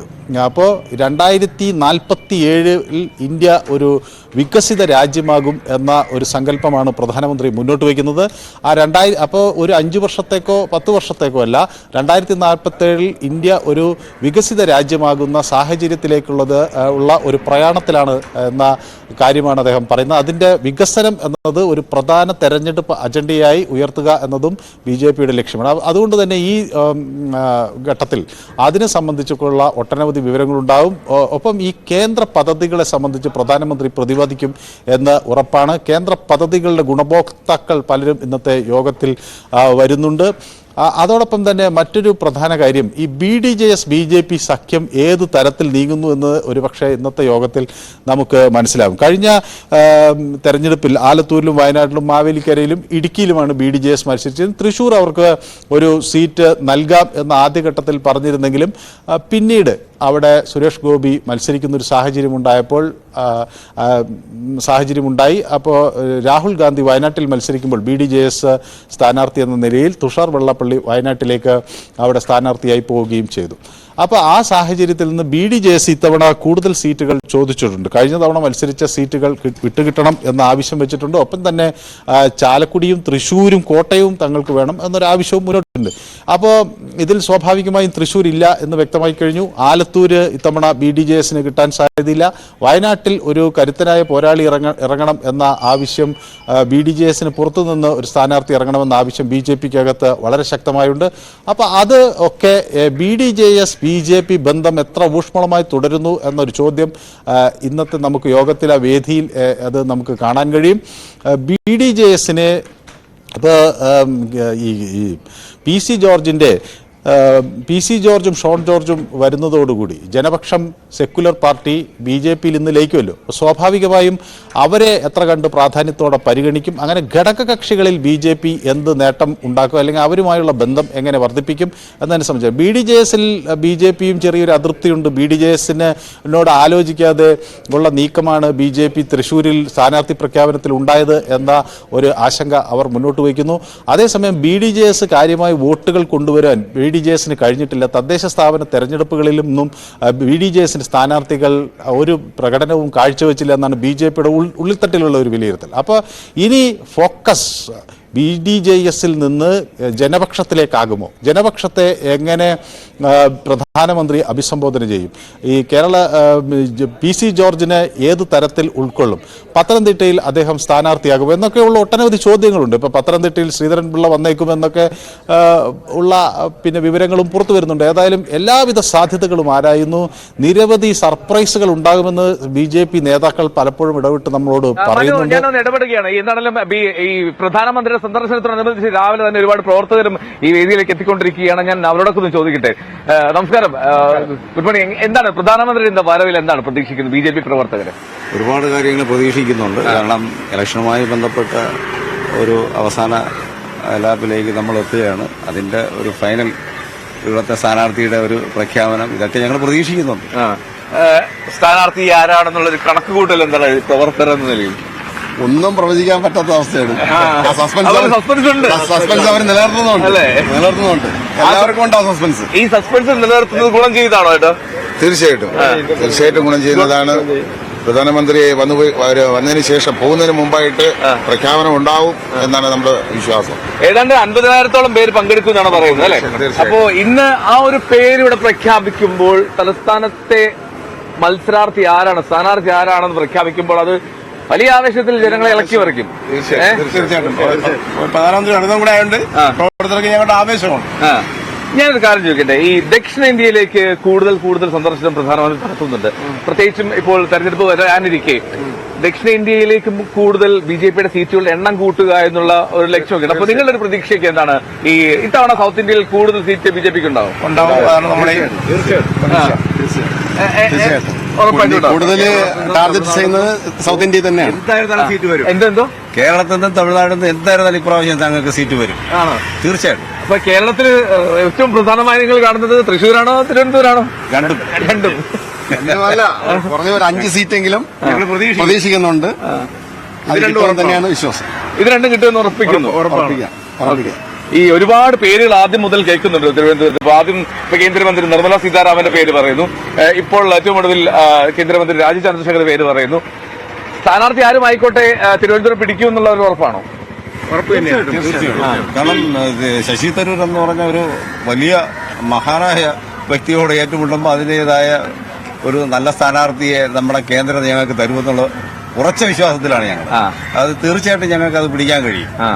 ഞങ്ങൾ ഇത്രയും കാലത്തെ അധ്വാനത്തിന്റെ ഫലം ഇപ്രാവശ്യം ഉണ്ടാകുന്നതിനാണ് ഞങ്ങൾ പ്രതീക്ഷിക്കുന്നത്. ഞാനൊരു കാര്യം ചോദിക്കട്ടെ, ഇപ്പൊ രാജീവ് ചന്ദ്രശേഖർ അദ്ദേഹം അത്രമാത്രം ഈ തിരുവനന്തപുരം മണ്ഡലത്തിൽ ആഴത്തിൽ ഇറങ്ങി പ്രവർത്തിക്കുന്ന ഒരാളല്ലല്ലോ. അപ്പോൾ അത് ഇപ്പോൾ ശശി തരൂരിനെ പോലൊരു സ്ഥാനാർത്ഥിക്കെതിരെ വരുമ്പോൾ അത് ജനങ്ങൾക്കിടയിൽ എത്രത്തോളം സ്വാധീനം ചെലുത്തും എന്നുള്ള ഒരു പ്രതീക്ഷ? അല്ല, അദ്ദേഹത്തിന്റെ രാജീവ് ചന്ദ്രശേഖർ പോലും ഇന്ത്യ അറിയപ്പെടുന്ന അല്ലെങ്കിൽ ലോകം അറിയപ്പെടുന്ന ഒരാളാണ്. അപ്പൊ അത് നമ്മളെ സാധാരണപ്പെട്ട ജനങ്ങൾക്ക് ഇതിനെക്കുറിച്ചൊക്കെ അറിയാം. അത് മാത്രമല്ല പുതുതലമുറയിൽപ്പെട്ട എല്ലാ കുട്ടികളും രാജീവ് ചന്ദ്രശേഖർ ആരാന്ന് ചോദിച്ചാൽ കൃത്യമായിട്ട് അറിയാം. അപ്പൊ അതൊരു വിഷയമല്ല ഇവിടുത്തെ പ്രവർത്തകരെ സംബന്ധിച്ചിടത്തോളം, ഒരു വിഷയമല്ല ഒരിക്കലും. ഒരു ജനങ്ങളുടെ ലൈവല്ലല്ലോ, ജനങ്ങളുടെ ലൈവല്ലല്ലോ ശശി തരൂർ. ശശി തരൂർക്ക് പറ്റിയ എതിരാളിയായിട്ട് തന്നെ രാജ്യസഭ പരിഗണിക്കാവുന്ന അല്ലേ? ധൈര്യമായിട്ട് പരിഗണിക്കാം. എന്നാൽ ഉറപ്പിക്കാൻ നമുക്ക് കാത്തിരിക്കാം. നിങ്ങൾക്ക് എവിടെ നിന്നാണ് വരുന്നത്? ഞാൻ പോത്തൻകോട്. എല്ലാവരും തിരുവനന്തപുരത്ത് തന്നെയുള്ള കോവളം മണ്ഡലമാണ്. അപ്പൊ എങ്ങനെയാ ഓരോ ആളുകളെ ജനങ്ങളെ എത്തിക്കുന്നതിൽ ഒരു പ്ലാൻ എങ്ങനെയാണ്? അല്ല, കൃത്യമായിട്ട് ഞങ്ങൾ അത് നേരത്തെ തന്നെ ഒരുപാട് പ്ലാൻ ചെയ്തിട്ടുണ്ട്. അത് ആ സമയത്തിന് കൃത്യമായിട്ട് എത്തിയിട്ടുണ്ട്. എല്ലാ സംവിധാനവും ഒരുക്കിയിട്ടുണ്ട്. ഇന്നത്തെ സമാപന സമ്മേളനത്തിൽ അല്ലേ? ഇലക്ഷൻ പ്രവർത്തനം തുടങ്ങിയിട്ട് തന്നെ 6 മാസത്തിൽ കൂടുതലായി. 6 മാസം ഏകദേശം ഒരു വർഷമായി ഇലക്ഷന്റെ പ്രവർത്തനങ്ങൾ ആരംഭിച്ചിട്ട്. ഓക്കെ. അപ്പൊ അതിന്റെ ഒരു പ്രതിഫലം എന്തായാലും ഇത്തവണ ഉണ്ടാകും. ആ ഒരു പ്രതീക്ഷയാണ്, പൂർണ്ണ വിശ്വാസമാണ്. ആണല്ലേ? അപ്പോ പ്രധാനമന്ത്രി 10 തിരുവനന്തപുരത്ത് എത്തുന്നു. ജനങ്ങൾ പ്രവർത്തനം എപ്പോൾ മുതൽ എത്തിത്തുടങ്ങും ഇവിടത്തേക്ക്? 9 മണിയോട് എത്തിത്തുടങ്ങും അല്ലേ? ഓക്കെ. അപ്പൊ എന്തായാലും 10 മണിക്കുള്ളിൽ ഈ സ്റ്റേഡിയത്തിനകത്ത് കയറണമെന്നാണ് ഞങ്ങൾ നിർദ്ദേശം കൊടുത്തിരിക്കുന്നത്. അപ്പൊ അതനുസരിച്ച് എന്തായിരുന്നാലും എല്ലാവരും എത്താൻ സാധ്യതയുണ്ട്. ശരി. അപ്പൊ ചേട്ടാ സന്തോഷം സംസാരിച്ചല്ലോ. ഓക്കെ. അപ്പൊ എന്തായാലും ഇവർ പങ്കുവച്ചതുപോലെ പ്രധാനമന്ത്രി എത്തുന്നു, പ്രധാനമന്ത്രി സ്ഥാനാർത്ഥി പ്രഖ്യാപനം നടത്തുന്നു. അത് ജനങ്ങളെ ഇളക്കി മറിക്കും എന്നുള്ളതാണ്. ഞാൻ വിനോദിലേക്ക് ഒരുക്കുന്നത്. വിനോദ്, ഇപ്പൊ ഞാൻ BJP പ്രവർത്തകരോട് ചോദിച്ചത് രാജീവ് ചന്ദ്രശേഖർ എന്നുള്ള പേരാണ് വരുന്നത് എന്ന് കരുതുക, സസ്പെൻസ് ആണ്, നിലനിൽക്കട്ടെ. അപ്പോൾ അങ്ങനെയുള്ള പേര് വരികയാണെങ്കിൽ അദ്ദേഹം എത്രത്തോളം ഈ തിരുവനന്തപുരം മണ്ഡലത്തിൽ സുപരിചിതനാണ് എന്നുള്ള ചോദ്യമുണ്ട്. പ്രത്യേകിച്ചും ശശി തരൂരാണ് എതിർ സ്ഥാനാർത്ഥിയെങ്കിൽ, കോൺഗ്രസിന്റെ സ്ഥാനാർത്ഥി പട്ടികയിൽ ശശി തരൂരാണെങ്കിൽ രാജീവ് ചന്ദ്രശേഖറിന് എത്രത്തോളം സ്വാധീനം ചെലുത്താൻ കഴിയുമോ എന്നുള്ളതാണ് BJP ക്യാമ്പിന്റെ ഒരു വിലയിരുത്തൽ. അതായത് അദ്ദേഹം കേന്ദ്ര സഹമന്ത്രിയാണ്. സ്വാഭാവികമായും മാധ്യമരംഗത്ത് പ്രവർത്തിച്ചിട്ടുള്ള ഒരാളാണ്. തിരുവനന്തപുരത്ത് ചെറിയ രീതിയിൽ പോലും, അതായത് വളരെ മൈന്യൂട്ടായ വിഷയങ്ങളിൽ ഇറങ്ങി പ്രവർത്തിച്ചിട്ടുള്ള ആളല്ലെങ്കിൽ കൂടിയും അദ്ദേഹത്തിന് തിരുവനന്തപുരത്തെ കാര്യങ്ങൾ അറിയാം. ശശി തരൂർ ആദ്യം MP ആയി വന്നപ്പോഴുള്ള ഒരു പെർഫോമൻസ് ഇപ്പോൾ ശശി തരൂർ കാഴ്ചവെക്കുന്നില്ല എന്നതാണ് BJP ക്യാമ്പ് പ്രധാനമായി അവരുടെ ഒരു ആത്മവിശ്വാസമായി കണക്കുകൂട്ടലായി വെക്കുന്നത്. ഒരു ആന്റി ഇൻകംബൻസി എന്ന് പറയുന്നത് പോലെ ശശി തരൂർ 3 തവണയാകുന്നു. പക്ഷെ കഴിഞ്ഞ തവണത്തെ അദ്ദേഹത്തിന്റെ ഭൂരിപക്ഷം നമ്മൾ നോക്കണം, 1 ലക്ഷത്തിനടുത്ത. പക്ഷെ അതിന് തൊട്ടു മുൻപ് 15,000 വോട്ടിന്റെ ഭൂരിപക്ഷത്തിലാണ്. അന്ന് അദ്ദേഹം ഏറ്റവും കൂടുതൽ ആരോപണങ്ങൾ നേരിടുന്ന സമയമാണ്. ഒരുപക്ഷെ ഒരു 7,500 വോട്ട് കൂടി മാറിയെങ്കിൽ അന്ന് ഓരോജോപാൽ ജയിക്കാനുള്ള എല്ലാ സാധ്യതയും. മാത്രവുമല്ല, അന്ന് ഈ 7 നിയമസഭാ മണ്ഡലങ്ങളിൽ 4 BJP ഒന്നാമതെത്തുന്ന സാഹചര്യമുണ്ടായിരുന്നു. 3 മണ്ഡലങ്ങളിൽ വലിയ ഭൂരിപക്ഷം നേടിയതുകൊണ്ടാണ് അന്ന് ശശി തരൂർ കഷ്ടിച്ച് രക്ഷപ്പെട്ടത്. പക്ഷേ കഴിഞ്ഞ തവണ അദ്ദേഹത്തിന്റെ ഭൂരിപക്ഷം വളരെ വലിയ തോതിൽ വർദ്ധിപ്പിച്ചു. ആ ഭൂരിപക്ഷം മറികടന്ന് വേണം ഇത്തവണ BJPയുടെ സ്ഥാനാർത്ഥിക്ക് തിരുവനന്തപുരത്ത് ജയിക്കാൻ. അതുകൊണ്ടാണ് ആ ചില പേരുകൾ വന്നപ്പോൾ തന്നെ വലിയ തോതിൽ ചർച്ച. അതിൽ എനിക്ക് തോന്നുന്നു നിർമ്മല സീതാരാമന്റെ പേര് പറഞ്ഞപ്പോൾ, കാരണം ഈ ഓഖിയുടെ സമയത്തൊക്കെ വന്ന് തീരദേശത്ത് ആളുകളെ മത്സ്യത്തൊഴിലാളികളെ ഹാൻഡിൽ ചെയ്ത രീതി, മാത്രവുമല്ല പ്രധാനമന്ത്രിയായും ധനമന്ത്രിയായും 2 പ്രധാനപ്പെട്ട വകുപ്പുകൾ കൈകാര്യം സംസാരിക്കാൻ കഴിയും. നമുക്ക് തിരുവനന്തപുരത്ത് തീരദേശത്ത് തമിഴ് ഭാഷ ഉപയോഗിക്കുന്നവരാണ്, അതറിയാവുന്നവരാണ്. മാത്രവുമല്ല മലയാളവും അത്യാവശ്യം സംസാരിക്കുന്ന ആളാണ്. അങ്ങനെ നിർമ്മലാ സീതാരാമന്റെ പേര് വലിയ തോതിൽ ഉയർന്നു വന്നു. പക്ഷേ അതിനുശേഷം രാജീവ് ചന്ദ്രശേഖറിന്റെ പേര് വരുന്നു. ആത്മവിശ്വാസം BJP ക്യാമ്പ് പ്രകടിപ്പിക്കുന്നുണ്ട്. ISRO ചെയർമാന്റെ പേര് വരുന്നു. അത്തരത്തിൽ പല പേരുകൾ രാഷ്ട്രീയമായി തന്നെ കുമ്മനം രാജശേഖരന്റെ പേരും VV രാജേഷിന്റെ പേരും ഉൾപ്പെടെ ഉയർന്നു വരുന്ന സാഹചര്യമുണ്ട്. പക്ഷെ ഇപ്പോഴും ഈ സസ്പെൻസ് അങ്ങനെ നിലനിൽക്കുന്നുണ്ട്. മറ്റൊരു കാര്യം നമ്മളിന്ന് ശ്രദ്ധിക്കേണ്ടത്, ഈ ക്രൈസ്തവ മേഖലയുമായി കൂടുതൽ അടുക്കുന്നതിന് വേണ്ടി അടുത്തിടെ BJP ഒരുപാട് ക്യാമ്പയിനുകൾ, ഭവന സന്ദർശനം ഉൾപ്പെടെയുള്ള കാര്യങ്ങൾ BJP കേരളത്തിൽ അടക്കം നടത്തിയിരുന്നു. പ്രധാനപ്പെട്ട നേതാക്കൾ തന്നെ ക്രിസ്മസിനൊക്കെ ക്രൈസ്തവ ഭവനങ്ങളിൽ പോകുന്ന PC ജോർജ് പാർട്ടിയിൽ ചേർന്നു. അദ്ദേഹത്തിന്റെ പാർട്ടി ലയിക്കുന്ന നടപടി അത് ഒരുപക്ഷെ ഇന്ന് ആ പ്രഖ്യാപനം കൂടി, ലയന പ്രഖ്യാപനം കൂടി ഇന്നുണ്ടായേക്കും. അദ്ദേഹത്തെ പത്തനംതിട്ടയിൽ സ്ഥാനാർത്ഥിയാണ്. BDJSന് ചില എതിർപ്പൊക്കെയുണ്ട്. അതായത് അദ്ദേഹം സമുദായത്തെ നിരന്തരം അവഹേളിക്കുന്ന തരത്തിലുള്ള പരാമർശങ്ങൾ നടത്തുന്നു എന്ന ഒരു ആക്ഷേപവും പരാതിയും BDJSനുണ്ടെങ്കിലും അതെല്ലാം തന്നെ ഒരുപക്ഷെ BJP നേതൃത്വം സംസാരിച്ച് അതിനൊരു പരിഹാരം ഉണ്ടാക്കാനുള്ള സാധ്യതയുണ്ട്. പത്തനംതിട്ടയിൽ പി സി ജോർജ് ആണെങ്കിൽ, അല്ലെങ്കിൽ അവിടെ ഷോൺ ജോർജ് വരാനുള്ള സാധ്യതയുണ്ട്. ക്രൈസ്തവരുമായി കൂടുതൽ അടുത്ത് നിൽക്കാൻ ഇപ്പോൾ തൃശ്ശൂരിൽ തന്നെ സുരേഷ് ഗോപി അദ്ദേഹം ചെയ്യുന്ന പ്രവർത്തനങ്ങൾ, അല്ലെങ്കിൽ ക്രൈസ്തവരുമായി ചേർന്ന് അദ്ദേഹം നടത്തുന്ന അങ്ങനെ ദേവാലയങ്ങളിൽ പോകുന്ന കാര്യങ്ങൾ, അതെല്ലാം തന്നെ നമ്മൾ ഏറ്റവും ശ്രദ്ധേയമായി കാണേണ്ട കാര്യമാണ്. പരമ്പരാഗതമായി BJP കിട്ടിക്കൊണ്ടിരിക്കുന്ന വോട്ടിന് പുറമെ ഒരു വോട്ട് ബാങ്കിനെ കൂടി തങ്ങളുടെ അടുത്തേക്ക് കൊണ്ടുവരാനുള്ള ശ്രമം BJP നടത്തുന്നുണ്ട്. അത് എത്ര കണ്ട് വിജയിക്കും എന്നുള്ളതൊക്കെയും തിരഞ്ഞെടുപ്പിന്റെ ഫലം വന്ന ശേഷം മാത്രമേ നമുക്ക് പറയാൻ കഴിയൂ. ഏതായിരുന്നാലും തൃശ്ശൂരൊക്കെ വലിയ പോരാട്ടം നടക്കുമെന്ന കാര്യം ഉറപ്പാണ്. 93,000 വോട്ടിന്റെ ഭൂരിപക്ഷമുള്ള പ്രതാപൻ ഒരു വശത്ത് നിൽക്കുന്നു. മന്ത്രിയായ ജനകീയ മുഖമുള്ള സുനിൽകുമാർ LDFന്റെ സ്ഥാനാർത്ഥിയായി വരുന്നു. കാലങ്ങളായി അവിടെ പ്രവർത്തിക്കുന്ന സുരേഷ് ഗോപി, അദ്ദേഹത്തിന്റെ ചാരിറ്റി പ്രവർത്തനമൊക്കെയും അറിയാം. പാർട്ടിക്ക് അതീതമായി അദ്ദേഹത്തിന് ഉള്ള ഒരു ജനങ്ങൾക്ക് അദ്ദേഹത്തോടുള്ള ഒരു ഇഷ്ടം അറിയാം. ഇതൊക്കെ എങ്ങനെയാണ് വോട്ടിങ്ങിനെ ബാധിക്കുക, ഇതിന്റെ സ്പ്ലിറ്റ് എങ്ങനെയാവും, വോട്ട് ഷെയർ എങ്ങനെ പോകും എന്നതൊക്കെയും നമ്മൾ ചർച്ച ചെയ്യേണ്ടത് തന്നെയാണ്. വലിയ തോതിൽ വോട്ട് പിടിക്കുന്ന സാഹചര്യം, ഇടത് വലത് മുന്നണികൾ അങ്ങനെ വോട്ട് പിടിച്ചു പോയാൽ അവിടെ BJPയുടെ സാധ്യത അത് അവർ പരിശോധിക്കുന്നുണ്ട്. അങ്ങനെ പല ഘടകങ്ങൾ ചേർന്നാകും ഇത്തവണത്തെ തിരഞ്ഞെടുപ്പിന്റെ ഒരു ചിത്രം വരിക. ഇപ്പോൾ തൊട്ടു മുൻപ് ചില പ്രവർത്തകർ പറഞ്ഞതുപോലെ അവർ 2 സീറ്റ് മാത്രമല്ല 2-ൽ കൂടുതൽ സീറ്റുകൾ അവർ പ്രതീക്ഷിക്കുന്നു. 5 സീറ്റ് എന്നാണ് അങ്ങനെ അവർ വിശ്വസിക്കുന്നു, അവർ ആഗ്രഹിക്കുന്നു 5 സീറ്റുകൾ വരെ എന്നുള്ള. പക്ഷെ ഏതായിരുന്നാലും അക്കൗണ്ട് തുറക്കുക എന്നുള്ളത് BJP സംബന്ധിച്ച് പ്രധാനപ്പെട്ട ലക്ഷ്യമാണ്. അസംബ്ലിയിൽ ഇപ്പൊ നിയമത്ത് വിജയിക്കാൻ കഴിഞ്ഞു, പക്ഷെ അതിനപ്പുറത്തേക്ക് തിരുവനന്തപുരത്ത് 4 മണ്ഡലങ്ങളിൽ ഒന്നാമതെത്താൻ കഴിഞ്ഞു എന്നുള്ളത് ചെറിയ കാര്യമല്ല. അങ്ങനെയുള്ള ഒരു സ്ഥലത്ത് ഒരു വിന്നിംഗ് ചാൻസ് ഉള്ള, അല്ലെങ്കിൽ അങ്ങനെ ഒരു സാധ്യതയുള്ള, ഒരു വിജയ സാധ്യതയുള്ള ഒരാളെ സ്ഥാനാർത്ഥിയാക്കിയാൽ ഉറപ്പായും അവർക്ക് വിജയിക്കാൻ കഴിയുമെന്ന് ആത്മവിശ്വാസമുണ്ട്. അതിനൊരു തിരികൊടുക്കുന്ന പദ്ധതിയായിരിക്കും, അല്ലെങ്കിൽ പരിപാടിയായിരിക്കും ഇന്നത്തെ പൊതുസമ്മേളനം. പദയാത്ര, പ്രസിഡന്റിന്റെ പദയാത്രയുടെ സമാപന സമ്മേളനമാണ്. അത് ഇന്നിപ്പോൾ ഇവിടെ വന്ന് പ്രധാനമന്ത്രി ഉദ്ഘാടനം ചെയ്യുന്നു. അദ്ദേഹം തമിഴ്നാട്ടിലേക്ക് പോകുന്നു. നമ്മൾ നേരത്തെ പറഞ്ഞതാണ്, പ്രധാനമന്ത്രിയുടെ അടിക്കടിയുള്ള ദക്ഷിണേന്ത്യൻ യാത്രകൾ, പ്രത്യേകിച്ച് അദ്ദേഹം തമിഴ്നാട്ടിലേക്ക് വരുന്നത്, അതിന് മറ്റെന്തെങ്കിലും സൂചനകൾ കൂടി ഉണ്ടോ എന്നത് നമ്മൾ മനസ്സിലാക്കേണ്ടിയിരിക്കുന്നു. വലിയ പ്രഖ്യാപനങ്ങൾ ഉണ്ടാകുമോ? തമിഴ്നാട്ടിൽ എവിടെയെങ്കിലും പ്രധാനമന്ത്രി മത്സരിക്കാനുള്ള സാധ്യതയുണ്ടോ? അങ്ങനെയുള്ള ഒട്ടനവധി ചോദ്യങ്ങൾ. നമ്മുടെ പൊളിറ്റിക്കൽ ഡെസ്കിൽ മനു പറയുന്നത് ഈ വാരണാസിയിൽ തന്നെ മത്സരിക്കും, ഒരേ ഒരു സീറ്റിൽ മാത്രമേ മത്സരിക്കൂ എന്നാണ് ഒരു ആലോചന എന്നൊക്കെയാണ്. ഒരുപക്ഷെ അങ്ങനെ ആയിരിക്കാം, അദ്ദേഹം അവിടെ മാത്രമായിരിക്കാം മത്സരിക്കുക. പക്ഷെ 2 മത്സരിച്ചാലും അത്ഭുതപ്പെടാനില്ല. ഒരു പരീക്ഷണം എന്ന നിലയിൽ 2 മത്സരിച്ചാലും അത്ഭുതപ്പെടാനില്ല. ഇപ്പോൾ തന്നെ രാഹുൽ ഗാന്ധി വയനാട്ടിൽ മത്സരിക്കുമോ ഇല്ലയോ എന്നുള്ള കാര്യത്തിൽ തന്നെ ഒരു വ്യക്തത വന്നിട്ടില്ല. ഒരുപക്ഷെ അദ്ദേഹം ദക്ഷിണേന്ത്യയിൽ തന്നെ മറ്റേതെങ്കിലും സംസ്ഥാനത്തെ ഒരു മണ്ഡലത്തിൽ മത്സരിച്ചേക്കും എന്ന തരത്തിലുള്ള വിവരങ്ങൾ വരുന്നുണ്ട്. നമുക്ക് ആത്യന്തികമായി ഇപ്പൊ പറയാൻ കഴിയുന്ന ഒരു സ്റ്റേജ് ആയിട്ടില്ല എന്നുള്ളതാണ്. BJPക്ക് പ്രധാനമാണ് ദക്ഷിണേന്ത്യ. അതുകൊണ്ട് തന്നെ BJPക്ക് നരേന്ദ്രമോദിയെ പോലുള്ള ഒരാളുടെ ഒരു സാന്നിധ്യം, അദ്ദേഹത്തിന്റെ ഉണ്ടാക്കാൻ കഴിയുന്ന ഒരു പ്രഭാവം, അല്ലെങ്കിൽ അത്ര തന്നെ പ്രാധാന്യമുള്ള നേതാക്കളുടെ കടന്നുവരണം ഉണ്ടാകാനുള്ള ഒരു സാധ്യത കാണും. ഇനി ഒരു കാര്യം കൂടി, നമ്മൾ ആദ്യം വേദിയിലിരിക്കുന്ന ആളുകളുടെ കാര്യം പറഞ്ഞു, പക്ഷെ അപ്പോൾ പോലും ഇപ്പോൾ PC ജോർജ് ഉറപ്പായും സാന്നിധ്യമാൻ സാധ്യത, അവരുടെ ഒരു ലയന പ്രക്രിയ കൂടി ഈ സമാപന സമ്മേളനത്തിൽ ഉണ്ടാകുന്നത്. അപ്പോൾ ഈ സാമുദായിക നേതാക്കളെ ഉൾക്കൊള്ളിക്കാനുള്ള ശ്രമമുണ്ടോ? BJP അത്തരത്തിലെന്തെങ്കിലും സൂചന നൽകുന്നുണ്ടോ വേദി? ഇന്ന് പൂർണ്ണമായും NDAയുടെ ഒരു പരിപാടി എന്നുള്ള നിലയ്ക്ക് തന്നെയാണ് പ്രധാനപ്പെട്ട നേതാക്കൾ. BJPയുടെ പദയാത്ര സമാപിക്കുന്ന BJPയുടെ പരിപാടിയാണ്. അവിടെ NDAയുടെ നേതാക്കളെ വിശിഷ്ടാതിഥികളായി അവർ പങ്കെടുക്കുന്നുണ്ട്. ഇതിൽ തിരുവനന്തപുരത്തെ സസ്പെൻസ് നിലനിർത്തുന്നത് പോലെ തന്നെ പരക്കുന്നൊരു അഭ്യൂഹം, തിരുവനന്തപുരത്തെ സ്ഥാനാർത്ഥി ഇന്നത്തെ പരിപാടിയിൽ ഉണ്ടാകും എന്ന ചില വിവരം ഇങ്ങനെ അന്തരീക്ഷത്തിലുണ്ട്. അത് ആരാണെന്ന് നിങ്ങൾ കണ്ടുപിടിക്കുമെന്നൊക്കെയുള്ള തരത്തിലൊക്കെയുള്ള, പക്ഷെ അത് എത്രമാത്രം ശരിയാണ്. ഏതായിരുന്നാലും പ്രഖ്യാപനം ഉണ്ടാകും. 29-നാണ് പാർലമെന്ററി ബോർഡ് യോഗം ചേരുന്നത്. 29-ന് BJPയുടെ സംഘടനാ സെക്രട്ടറി സുഭാഷിനെയും അതോടൊപ്പം തന്നെ BJPയുടെ സംസ്ഥാന അധ്യക്ഷൻ കെ സുരേന്ദ്രനെയും ഡൽഹിയിലേക്ക് വിളിപ്പിച്ചിട്ടുണ്ട്.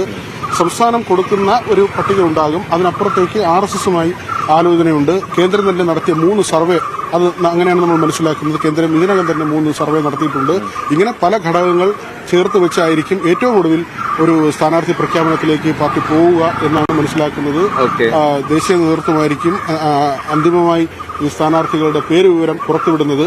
സാധാരണ നിലയിൽ ഒരു റിലീസായാണ്, പ്രസ് റിലീസായാണ് വരുന്നത്. ആ തരത്തിൽ നമ്മൾ മനസ്സിലാക്കുന്നത് അങ്ങനെ ഒരു റിലീസായി 29-നോ അല്ലെങ്കിൽ ഒന്നിനോ അടുത്ത ദിവസങ്ങളിലോ തന്നെ വളരെ പെട്ടെന്ന് തന്നെ അധികം വൈകാതെ തന്നെ ബിജെപിയുടെ സ്ഥാനാർത്ഥി പ്രഖ്യാപനം ഉണ്ടാകുമെന്നാണ് മനസ്സിലാക്കുന്നത്. ശരി വിനോദ്, ഞാൻ എന്തായാലും ഒന്ന് ഇനി മലപ്പുറത്തേക്ക് കൂടി ഒന്ന് പോവുകയാണ്. അവിടെ ഈ മുസ്ലിം ലീഗിന്റെ സീറ്റ് ചർച്ച അത് വലിയ തോതിൽ കൊടുമ്പിരി കൊണ്ടു നിൽക്കുന്ന ഒരു സാഹചര്യം കൂടി ഉണ്ടല്ലോ. സ്ഥാനാർത്ഥികളുടെ പ്രഖ്യാപനം മുസ്ലിം ലീഗ് അത് നാളത്തേക്ക് മാറ്റിയിട്ടുണ്ട്. ഈ രാജ്യസഭാ സീറ്റാണ് കോൺഗ്രസ് നൽകിയിരിക്കുന്ന വാഗ്ദാനം, അത് ഉൾപ്പെടെ ചർച്ച ചെയ്യാനുള്ള നേതൃയോഗവും അത് നാളെയാണ് നടക്കുക. ഈ ടീം സമദാനിയും തന്നെയാണ് സ്ഥാനാർത്ഥികളെങ്കിലും മലപ്പുറം പൊന്നാനി സീറ്റുകൾ പരസ്പരം വെച്ചുമാറാനുള്ള ഒരു സാധ്യത കൂടിയുണ്ട് എന്ന് നമ്മുടെ മലപ്പുറം ബ്യൂറോ റിപ്പോർട്ട് ചെയ്യുന്നുണ്ട്. CV അനുമോദ് ചെയ്തിട്ടുണ്ട് മലപ്പുറത്തുനിന്ന്. അനുമോദ്, ഈ മൂന്നാമതൊരു സീറ്റ് എന്നുള്ള കാര്യത്തിൽ ലീഗ് ഒരു കാര്യമായിട്ടുള്ള വിട്ടുവീഴ്ചയ്ക്ക് തയ്യാറാകുമോ? ഒരു വലിയ സസ്പെൻസ് അവിടെ നിൽക്കുന്നു. ഇപ്പോൾ നമ്മൾ തലസ്ഥാനത്ത് ഇന്ന് BJPയുടെ കാര്യത്തിലെ സസ്പെൻസിനെ പറ്റി സംസാരിക്കുകയായിരുന്നു. അവിടെ മുസ്ലിം ലീഗിന്റെ ഒരു സാഹചര്യം എന്താണ് അനുമോദ്?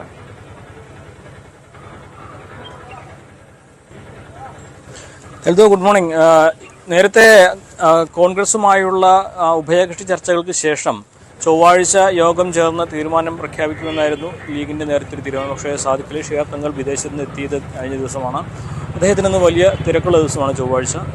ഇന്ന് കൂടിക്കാഴ്ചകൾക്ക് ഈ സമയം തികയില്ല എന്നൊരു സാഹചര്യത്തിൽ നാളെ മീറ്റിംഗ് നിശ്ചയിച്ചിരിക്കുകയാണ്. ഇതിലെ ഏറ്റവും പ്രധാനപ്പെട്ട കാര്യം കോൺഗ്രസ് നൽകിയ വാഗ്ദാനം സംഘങ്ങളുമായി ചർച്ച ചെയ്ത് ലീഗിൻ്റെ ആഭ്യന്തരമായിട്ടുള്ള പാർലമെൻ്ററി ബോർഡ് ചേർന്ന് തീരുമാനം അറിയിക്കുക എന്നുള്ളതാണ്. ഒരു പ്രൊസീജിയറാണ്. അതിനുശേഷമായിരിക്കും സ്ഥാനാർത്ഥികളുടെ കാര്യത്തിൽ പ്രഖ്യാപനം ഉണ്ടാവുക. നേരത്തെ ലഭിച്ചത് നമ്മൾ പറഞ്ഞിരുന്ന പോലെ പൊന്നാനിയും മലപ്പുറത്തും MP പരസ്പരം മാറി മത്സരിക്കാനുള്ള സാധ്യത നിലനിൽക്കുന്നുണ്ട്. സമദാനിയും ഇടിയും, സമദാനി പൊന്നാനിയിലും ഇടി മലപ്പുറത്തും. പക്ഷേ അതിൽ അന്തിമ തീരുമാനം എന്താണെങ്കിലും നാളെ മാത്രമേ ഈ ഒരു പാർലമെന്ററി ബോർഡ് യോഗത്തിന് ശേഷമേ കൈവരികയുള്ളൂ. ഒപ്പം തന്നെ ഈ കോൺഗ്രസ് വാഗ്ദാനം ചെയ്ത രാജ്യസഭാ സീറ്റിലേക്കുള്ള സ്ഥാനാർത്ഥികളുടെ സൂചനകൾ അത് സംബന്ധിച്ച ചർച്ചകളും ഈ ഒരു പാർലമെന്ററി ബോർഡ് യോഗത്തിൽ നടക്കും. യുവ നേതാക്കൾക്കാണ് പ്രാധാന്യം കൊടുക്കുന്നതെങ്കിലും പാർട്ടിയുടെ സംസ്ഥാന സെക്രട്ടറി PMA സലാമിൻ്റെ പേരും ഈ ഒരു സ്ഥാനത്തേക്ക് പരിഗണനയിലുണ്ട് എന്നാണ് അറിയുന്നത്. യുവ നേതാക്കളായ അഡ്വക്കേറ്റ് VK ഫൈസൽ ബാബു, അതുപോലെ തന്നെ PK ഫിറോസ് എന്നിവർക്കും അതോടൊപ്പം തന്നെ PMA സലാമിനുമാണ് രാജ്യസഭയിലേക്കുള്ള സാധ്യത കാണുന്നത്. പക്ഷേ അത് അന്തിമമായ തീരുമാനമായിട്ടില്ല. അതെല്ലാം പ്രാഥമികമായുള്ള ചർച്ചകളിൽ മാത്രമാണുള്ളത്. ഏറ്റവും പ്രധാനപ്പെട്ട കാര്യം നാളെ ഈ ഒരു പൊന്നാനിയിലെയും മലപ്പുറത്തെയും സ്ഥാനാർത്ഥികളെ പ്രഖ്യാപിക്കുക എന്നുള്ളതാണ്. ഇടിയും സമദാനിയും പരസ്പരം മണ്ഡലങ്ങൾ മാറി മത്സരിക്കുമോ എന്നാണ് ഏറ്റവും പ്രധാനപ്പെട്ട കാര്യം. അതിലൊരു വ്യക്തത നാളെ കൈവരുമെന്നാണ് അറിയുന്നത്. ഇന്ന് അനൗദ്യോഗികമായിട്ട് ലീഗ് നേതാക്കൾ തങ്ങളുമായി കൂടിക്കാഴ്ച നടത്തുന്നുണ്ട്. പക്ഷേ അതിന് സമയം എപ്പോഴാണെന്ന് വ്യക്തമാക്കിയിട്ടില്ല. നാളെ ആയിരിക്കും ഇക്കാര്യത്തിൽ ഒരു അന്തിമ തീരുമാനം വരിക. അതായത് ലീഗിൻ്റെ തെരഞ്ഞെടുപ്പ് സംബന്ധിച്ചുള്ള പ്രധാനപ്പെട്ട പ്രഖ്യാപനങ്ങൾ നാളെയാകും നടക്കുക. എൽദോ. ഓക്കെ, ശരി. അനുമോദാണ് വിവരങ്ങൾ നൽകിക്കൊണ്ടിരുന്നത് മലപ്പുറത്ത് നിന്ന്. മലപ്പുറത്ത് ലീഗിന്റെ നിർണായക പ്രഖ്യാപനങ്ങൾ കാത്തിരിക്കുകയാണ്. എന്നാണെങ്കിലും ലീഗിന്റെ പ്രഖ്യാപനം അത് ഏത് തരത്തിലായിരിക്കുമെന്നതൊക്കെ ഉറ്റുനോക്കുകയും ചെയ്യുന്നു രാഷ്ട്രീയ നേതൃത്വം. Anumod, thank you for joining morning vibes. എന്താണെങ്കിലും ഞാൻ ഇപ്പോൾ ആദ്യം സൂചിപ്പിച്ചതുപോലെ നമ്മളിപ്പോൾ തിരുവനന്തപുരത്തെ സെൻട്രൽ സ്റ്റേഡിയത്തിലാണ്. സെൻട്രൽ സ്റ്റേഡിയത്തിന്റെ ഈ വശങ്ങളിലെല്ലാം നിറയെ BJP അവരുടെ കൊടിതോരണങ്ങൾ, ബോർഡുകളൊക്കെ സ്ഥാപിച്ച് പ്രധാനമന്ത്രിയെ വരവേൽക്കാൻ കാത്തു നിൽക്കുന്നു. BJPയുടെ ഒരു വലിയ ജനസഞ്ചയം തന്നെ, ഒരു വലിയൊരു പ്രവർത്തകരുടെ കൂട്ടം തന്നെ, ഏതാണ്ട് 1.5 ലക്ഷത്തിലേറെ പേരെ ഈ സ്റ്റേഡിയത്തിലേക്ക് എത്തിക്കുമെന്നാണ്. അത് നട്ടുച്ച സമയമാണ് എങ്കിൽ പോലും പ്രവർത്തകരുടെ എണ്ണത്തിൽ ഒരു കുറവുണ്ടാകില്ല എന്നുള്ളതാണ് BJP നേതൃത്വം നൽകുന്ന സൂചന. സുരക്ഷാ വലയത്തിലാണ് ഈ സ്റ്റേഡിയം. ഇനി അല്പസമയത്തിനകം തന്നെ SPGയുടെ നിയന്ത്രണത്തിലേക്ക് സ്റ്റേഡിയം പൂർണ്ണമായി മാറുകയും ചെയ്യും. എന്നാണെങ്കിലും 10:00 പ്രധാനമന്ത്രി തിരുവനന്തപുരത്ത് എത്തുകയാണ്. ഈ വാർത്തയിലേക്കാണ് നമ്മൾ ഇത്രയും നേരം പോയത്. നമ്മൾ കൂടുതൽ വാർത്തകളിലേക്ക് മടങ്ങിയെത്താം. മോർണിംഗ് വൈബ്സ് ഇടവേളയിലേക്ക് പോകുന്നു. ഇടവേള.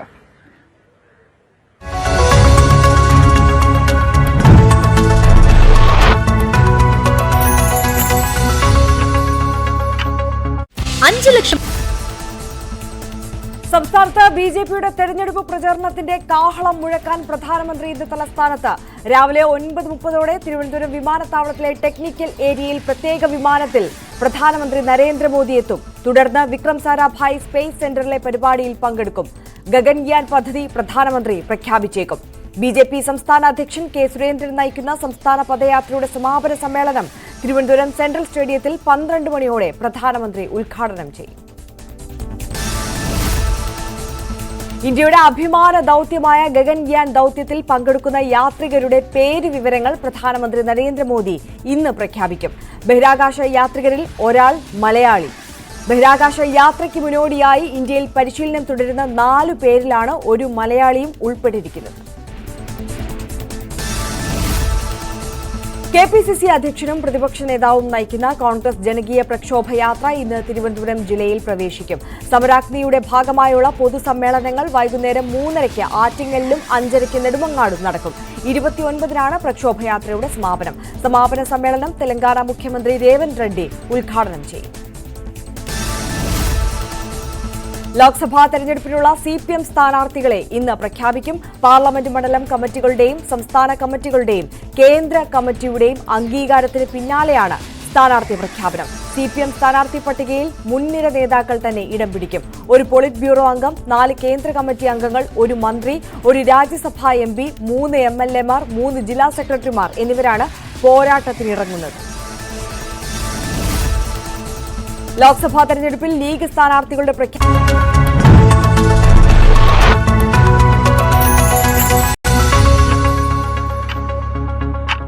വീണ്ടും സ്വാഗതം മോർണിംഗ് വൈബ്സിലേക്ക്. മോർണിംഗ് വൈബ്സ് ഇന്ന് രാഷ്ട്രീയ കേരളം ചർച്ച ചെയ്യുന്ന വിഷയങ്ങളുമായിട്ടാണ് നിൽക്കുന്നത്. എന്താണെങ്കിലും പ്രധാനമന്ത്രിയായി ഇന്ന് അല്പസമയത്തിനകം കേരളത്തിലേക്ക് എത്തുകയാണ്. 10-ഓടുകൂടി തിരുവനന്തപുരത്ത് എത്തുന്നു. പിന്നീട് വിക്രം സാരാഭായ് സ്പേസ് സെന്ററിലെ പദ്ധതി പ്രഖ്യാപനങ്ങൾ, അതിനുശേഷമാണ് BJPയുടെ കേരള പദയാത്ര.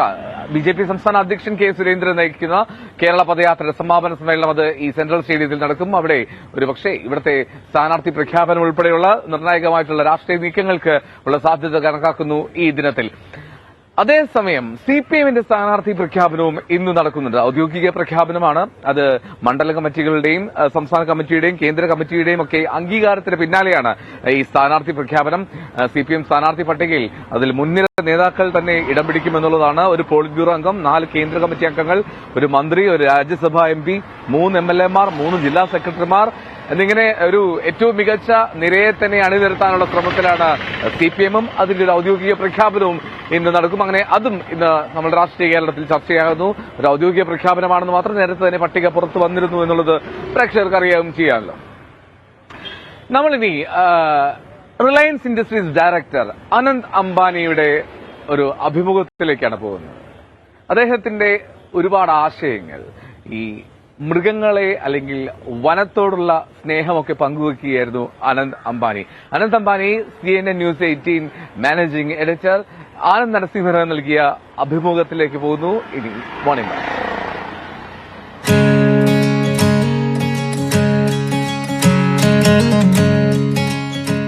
I'm standing in the middle of a state-of-the-art operation theatre, ladies and gentlemen, with the works in terms of medical equipment. This is even powered by robotics. But the important point is that it's not just for human beings. It's not for human beings.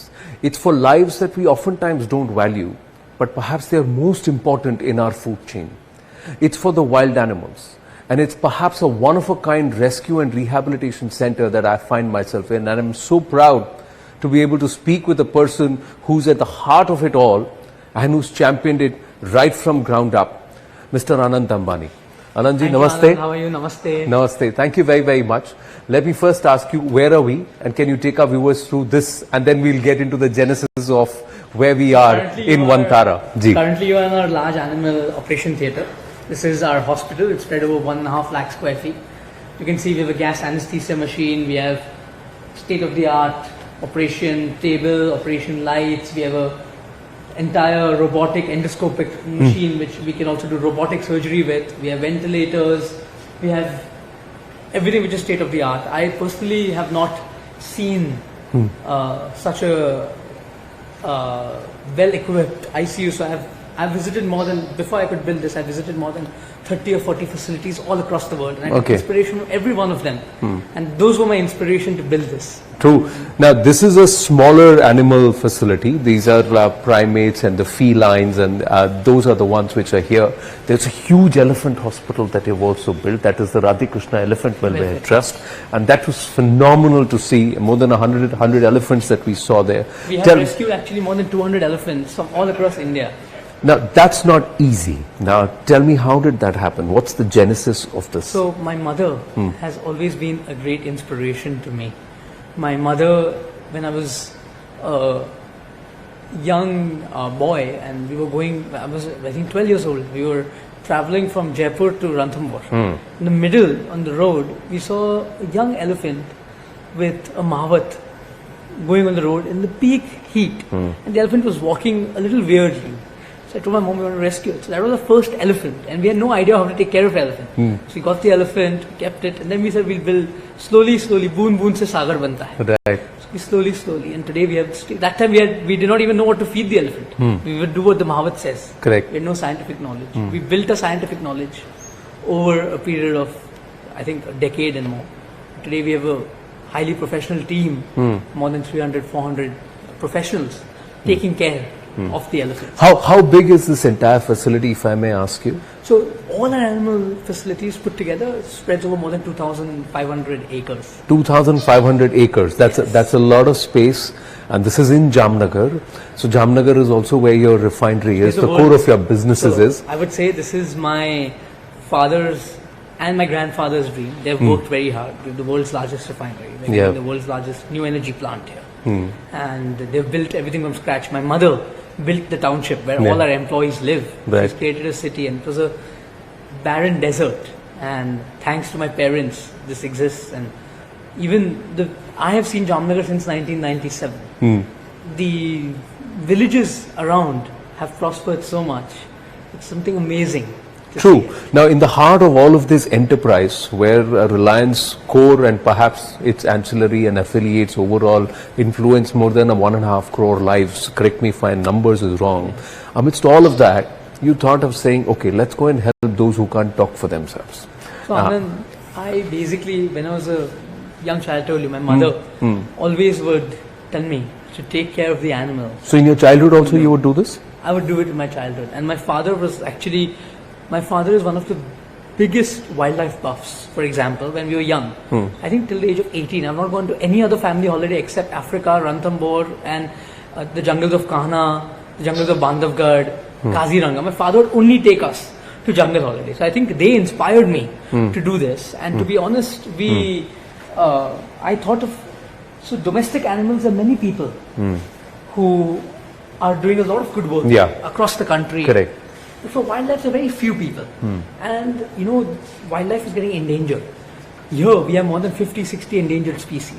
50, 60 endangered species? We've rescued. Okay. From various backgrounds, like circuses, from road accidents, from animal-human conflict, from zoos which are overcrowded.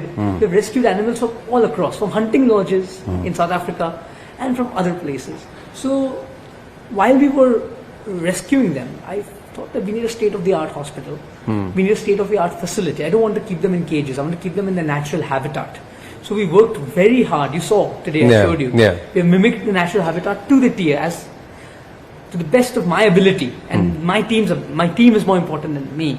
There's a trust, and the trust runs it. So the team has created a wildlife sanctuary, and each enclosure has its own biodiversity. From the plants to the water body to even the rocks and the logs are from originally where the animals came from. Our focus is that India should not have any wild animal suffering in captivity, or any wild animal should not go without being treated. That's a very, very big thought, because we are very rich in flora and fauna. So does that also open you up to scrutiny? Are people asking, what is this person doing in Jamnagar? Is he really creating a rescue and a rehabilitation center? Of course, see, there are a lot of, when you do something, there'll be a lot of people who will praise you and a lot of people who will not praise you. At the end of the day, in my heart, I know I'm true, and I'm doing it for animals. And as long as I know what I'm doing, I don't worry about what others have to say. I believe there were some people who came and checked also. We have had many. And they went back convinced and we have had many converted. We have the organization, the trusts have been going to court many times, and we have always argued well. We are legally compliant. We comply with every statutory compliance. Every compliance is line that's been ticked. So there's nothing. So everything is above board. And you're, Getting an animal is not easy. correct. MOEF has certain guidelines, the state government has guidelines, the CITES.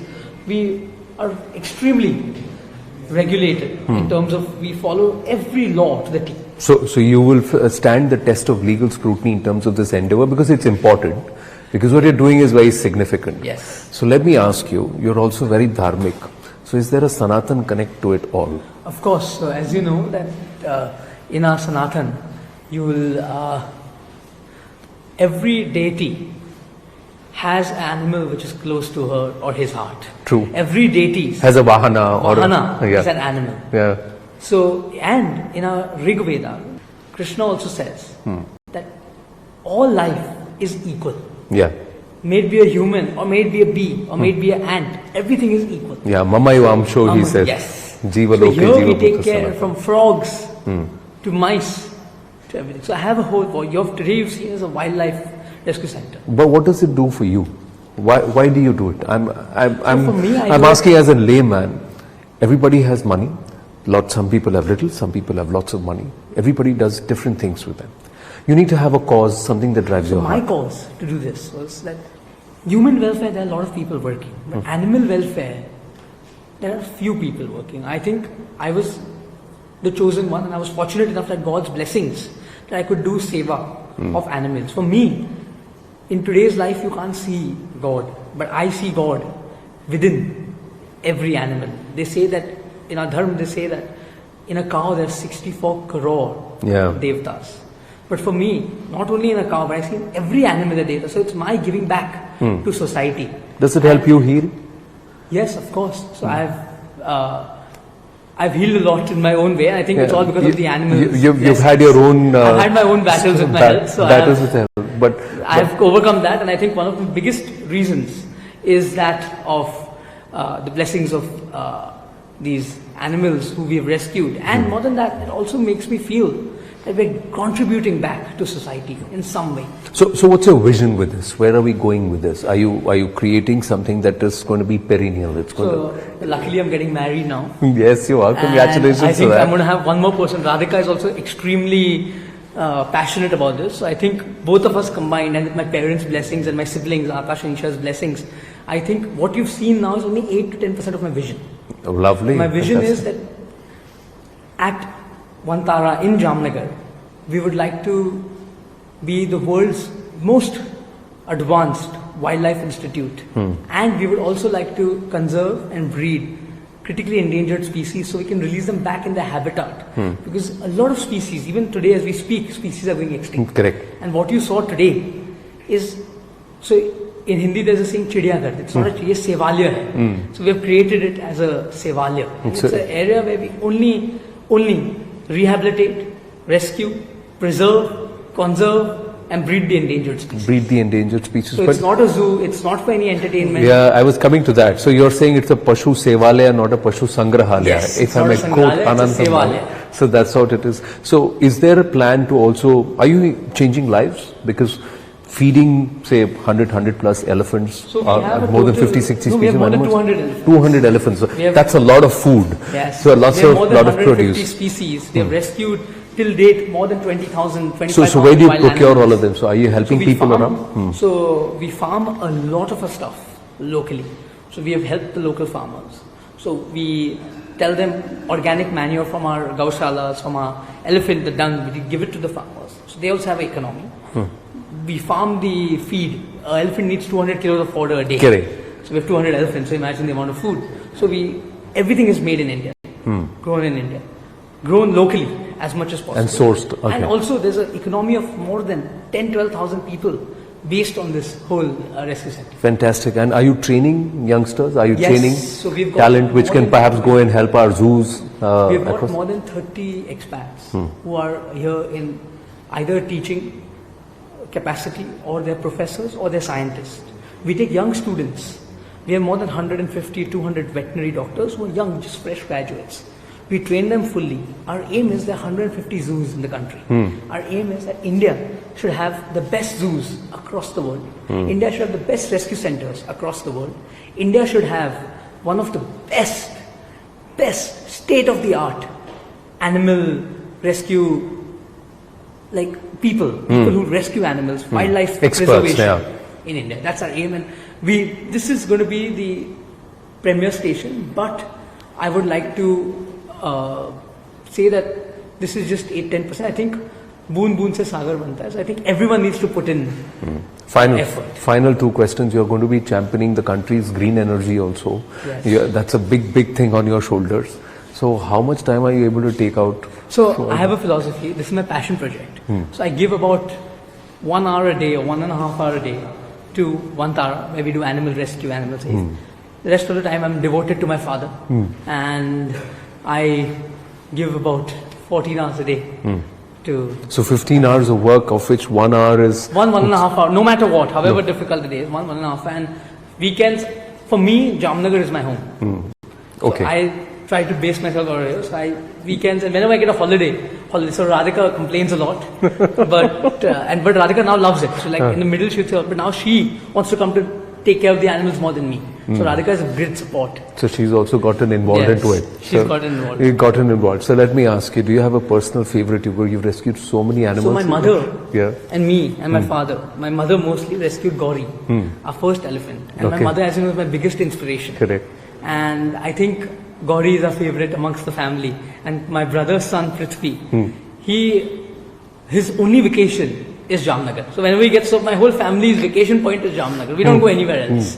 So are you going to allow others also to come and study, learn? Yes. Are you going to open it So to this public? is going to be an education hub. As you know, we have more than 200 rescued elephants, Yeah. more than 150 rescued leopards. This is going to be an education hub. We're just waiting for the right time to open to the public. We're also building a zoological garden, which is a whole. We don't want the cage concept. We don't want people to come and see animals are supposed to stay in cages, or people should come and animals should be used as a source of entertainment. Not a single elephant at their place was caged or chained. So that was phenomenal. Even the animals you saw, Yeah. every exhibit was made at a natural way. So we are hoping to open to the public soon, and this is a complete not-for-profit endeavor. We have no business interests in this endeavor. Oh, fantastic, phenomenal, and I'm waiting for the day when my kids can also come along with. You're welcome whenever you want as Thank you education so much. business. No, but that's phenomenal, Anand. Congratulations once Thank you, again. Anand. Fantastic. Thank you so much. Thank you. Thank you.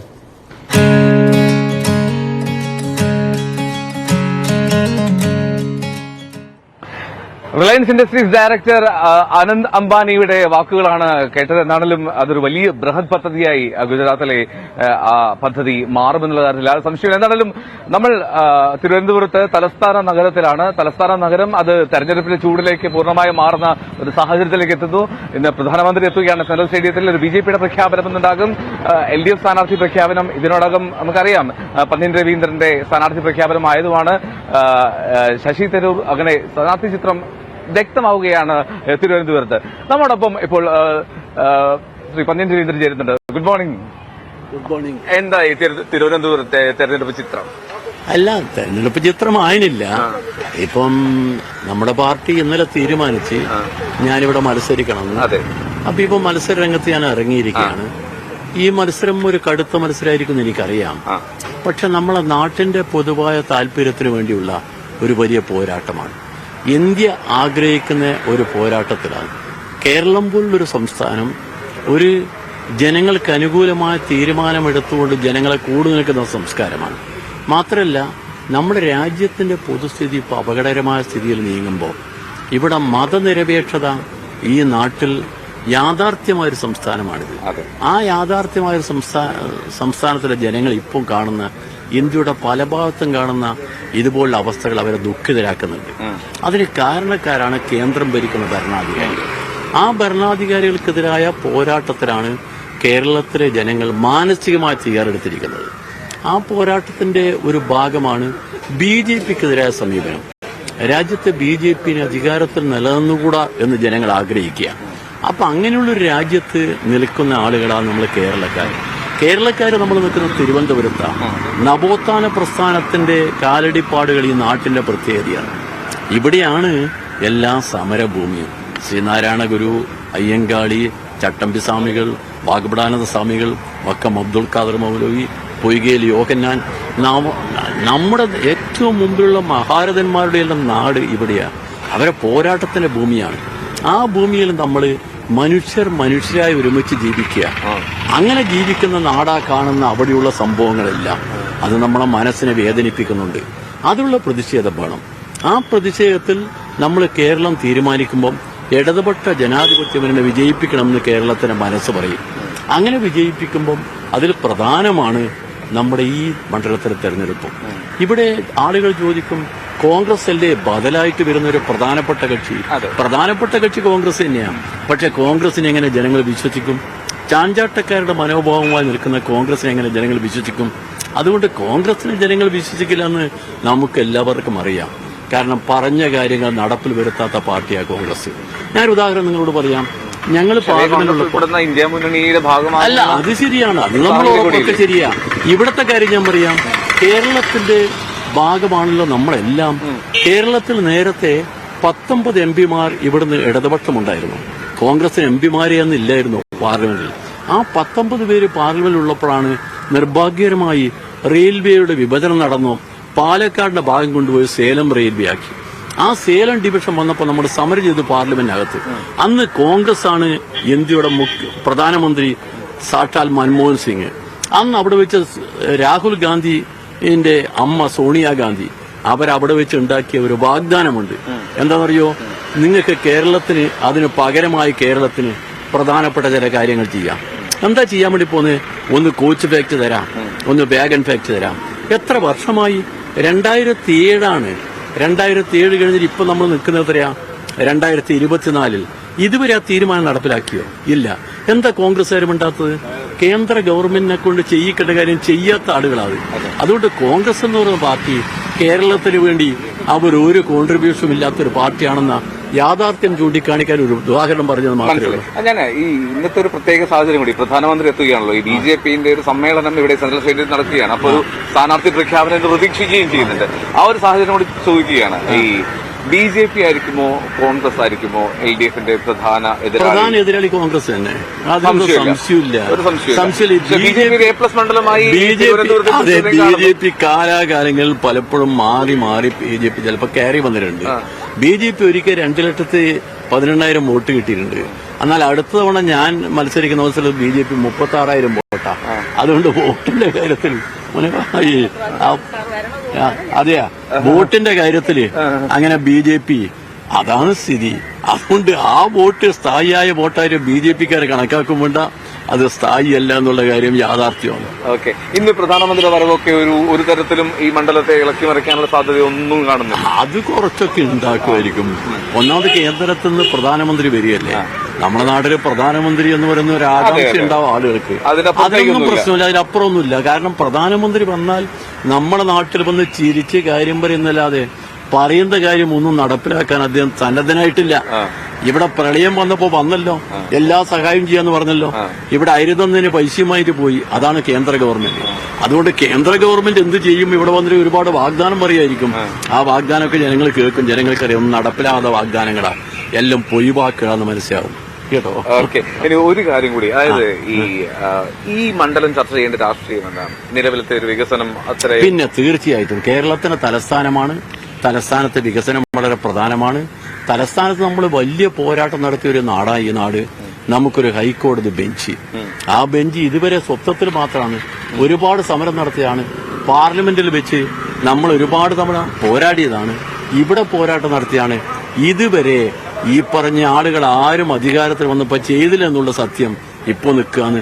Bharadwaj എന്ന് പറയുന്ന കേന്ദ്ര നിയമമന്ത്രി, ഞാൻ അവിടെ പാർലമെന്റിലുള്ളപ്പം അന്ന് അവസാനം അദ്ദേഹം എന്നോട് പറഞ്ഞതാണ്, ഇവിടുത്തെ ഗവൺമെന്റ് ഒരു തീരുമാനമെടുത്താൽ നമുക്ക് നടപ്പിലാക്കാം.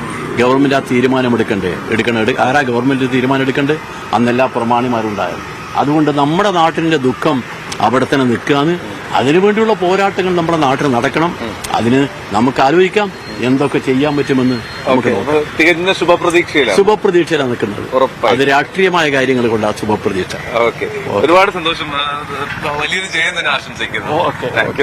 എന്തായാലും പന്നിയൻ രവീന്ദ്രൻ LDF സ്ഥാനാർത്ഥിയാണ് നമ്മോടൊപ്പം സംസാരിച്ചത്. എന്നാലും മോർണിംഗ് വൈബ്സ് നമ്മൾ വീണ്ടും മടങ്ങിയെത്താം. ചെറിയ ഇടവേളയിലേക്ക് പോവുകയാണ്. ഇടവേളയ്ക്ക് ശേഷം അതിവേഗം തിരികെ എത്താം മോർണിംഗ് വൈബ്സിലേക്ക്. ചെറിയൊരു ബ്രേക്കിലേക്ക്.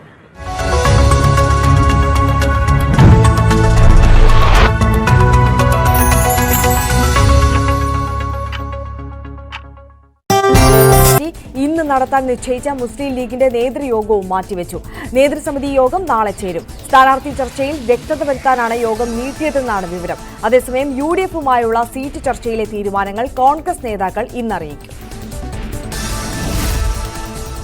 രാജ്യസഭാ തെരഞ്ഞെടുപ്പ് ഇന്ന് ഒഴിവ് വന്ന 55 സീറ്റിലേക്കാണ് തെരഞ്ഞെടുപ്പ് നടക്കുക. അതേസമയം രാജ്യസഭാ തെരഞ്ഞെടുപ്പ് നടക്കാനിരിക്കെ കർണാടകയിലെ കോൺഗ്രസ് MLA-മാരെ പഞ്ചനക്ഷത്ര ഹോട്ടലിലേക്ക് മാറ്റി. നാഗവരയിലെ ഹോട്ടലിലേക്കാണ് കോൺഗ്രസ് MLA-മാരെ മാറ്റിയത്. ക്രോസ് വോട്ടിംഗ് ഒഴിവാക്കാനുള്ള മുൻകരുതലിന്റെ ഭാഗമായാണ് ഹൈക്കമാൻഡ് നീക്കം. മൂന്നാറിൽ കാട്ടാന ആക്രമണത്തിൽ ഒരാൾ കൊല്ലപ്പെട്ടു. കന്നിമല എസ്റ്റേറ്റ് സ്വദേശിയായ ഓട്ടോ ഡ്രൈവർ മണിയാണ് കൊല്ലപ്പെട്ടത്. ഓട്ടോറിക്ഷയിൽ സഞ്ചരിക്കുന്നതിനിടെയായിരുന്നു ആക്രമണം. ആക്രമണത്തിൽ 2 പേർക്ക് പരിക്കേറ്റു. ആക്രമണത്തിൽ പ്രതിഷേധിച്ച് മൂന്നാറിൽ LDF ഹർത്താൽ ആചരിക്കുകയാണ്. UDF-ന്റെ നേതൃത്വത്തിൽ പ്രതിഷേധം സംഘടിപ്പിക്കും. പുലിയിറങ്ങിയ കോഴിക്കോട് കോടഞ്ചേരിയിൽ വനം വകുപ്പ് കൂട് സ്ഥാപിച്ചു. കണ്ടം പഞ്ചാൽ ജലവൈദ്യുത പദ്ധതിക്ക് സമീപത്തായാണ് കൂട് സ്ഥാപിച്ചത്. ഇന്നലെ രാവിലെ സ്ഥലത്തെത്തിയ DFOയെ ജനപ്രതിനിധികളുടെ നേതൃത്വത്തിൽ തടഞ്ഞുവെച്ച് പ്രതിഷേധിച്ചിരുന്നു. ഇതിന് പിന്നാലെയാണ് നടപടികൾ പൂർത്തിയാക്കി കൂട് സ്ഥാപിച്ചത്. ശബരിമല മേൽശാന്തി നിയമനത്തിൽ മലയാളി ബ്രാഹ്മണർ അല്ലാത്തവരെയും പരിഗണിക്കണമെന്ന ഹർജിയിൽ ഹൈക്കോടതി ഇന്ന് വിധി പറയും. Justice Anil K. നരേന്ദ്രൻ അധ്യക്ഷനായ ഡിവിഷൻ ബെഞ്ചാണ് വിധി പറയുക. മേൽശാന്തിയായി മലയാളി ബ്രാഹ്മണർ മാത്രം മതിയെന്നാണ് വ്യവസ്ഥ. ദേവസ്വം ബോർഡിന്റെ വ്യവസ്ഥ വിവേചനമെന്നാണ് ഹർജിക്കാരുടെ വാദം. Sijith TL, Vijeesh PR, CV Vishnunarayanan തുടങ്ങി അവർണ വിഭാഗങ്ങളിൽ നിന്നുള്ള ശാന്തിക്കാരാണ് ഹർജി നൽകിയിരിക്കുന്നത്. TP ചന്ദ്രശേഖരൻ വധക്കേസിൽ പ്രതികളുടെ ശിക്ഷ വർദ്ധിപ്പിക്കുന്നത് സംബന്ധിച്ച അപ്പീൽ ഹൈക്കോടതി ഇന്ന് പരിഗണിക്കും. വധശിക്ഷയിൽ നിന്ന് ഒഴിവാക്കാൻ കാരണങ്ങൾ ബോധിപ്പിക്കാൻ ഉണ്ടോ എന്ന് പ്രതികളോട് ഹൈക്കോടതി ഇന്നലെ ആരാഞ്ഞിരുന്നു. നിരപരാധികളാണെന്നും ശിക്ഷ വർദ്ധിപ്പിക്കരുതെന്നും പ്രതികൾ കോടതിയിൽ അപേക്ഷിച്ചു. ശിക്ഷ വർദ്ധിപ്പിക്കരുതെന്ന പ്രതികളുടെ ആവശ്യത്തിൽ ഇന്നും വാദം തുടരും. ജോർദാൻ സ്വദേശിയായ തൊഴിലുടമ നൽകിയ കേസിൽ മലയാളി യുവാവ് കുറ്റക്കാരനല്ലെന്ന് ദുബായ് ക്രിമിനൽ കോടതിയുടെ ഉത്തരവ്. കണ്ണൂർ കണ്ണാടിപ്പറമ്പ് മാലോട്ട് സ്വദേശി ദിനിൽ ദിനേശിനാണ് ആശ്വാസവിധി. കണ്ണൂർ സ്വദേശിയെ UAE-യിൽ നിന്ന് നാടുകടത്തില്ല. 3 മാസം ജയിൽവാസം അനുഭവിക്കേണ്ടെന്നും 33 ലക്ഷം രൂപ നഷ്ടപരിഹാരം കൊടുക്കേണ്ടതില്ലെന്നുമാണ് കോടതി വിധി. മുൻ ജീവനക്കാരൻ ചെയ്ത വഞ്ചനാ കുറ്റത്തിന് കൂട്ടുനിന്നെന്ന് ആരോപിച്ച് ദുബായിലെ പ്രമുഖ ഓട്ടോമേഷൻ കമ്പനി നൽകിയ കേസിലാണ് ഇയാളെ പ്രതിയാക്കിയത്. യാബ് ലീഗൽ സർവീസസ് CEO സലാം പാപ്പിനിശ്ശേരിയാണ് വിഷയത്തിൽ ഇടപെട്ടത്.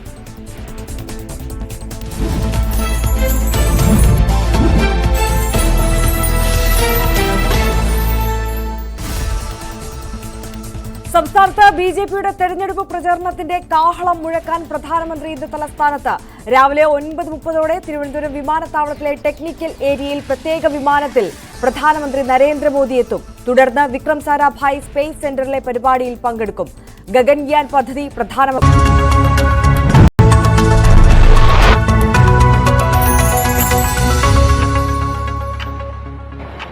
മോർണിംഗ് വൈബ്സ് തുടരുകയാണ്. തിരുവനന്തപുരത്ത് നിന്ന് സെൻട്രൽ സ്റ്റേഡിയത്തിന് സമീപത്ത് നിന്ന് മറ്റൊരു അപ്രതീക്ഷിത അതിഥി കൂടി എന്റെ മുന്നിൽ വന്നുകൊണ്ടാണ് വളരെ പെട്ടെന്ന് ഞാൻ പോവുകയാണ്. മിനിസ്റ്റർ GR അനിൽ, തെരഞ്ഞെടുപ്പ് രംഗം സജീവമായി. ഇപ്പോൾ ഞാൻ തൊട്ടു മുമ്പ് പന്ന്യൻ രവീന്ദ്രനോട് സംസാരിക്കുകയായിരുന്നു. അപ്പൊ അദ്ദേഹം വലിയ പ്രതീക്ഷ പങ്കുവെക്കുന്നു.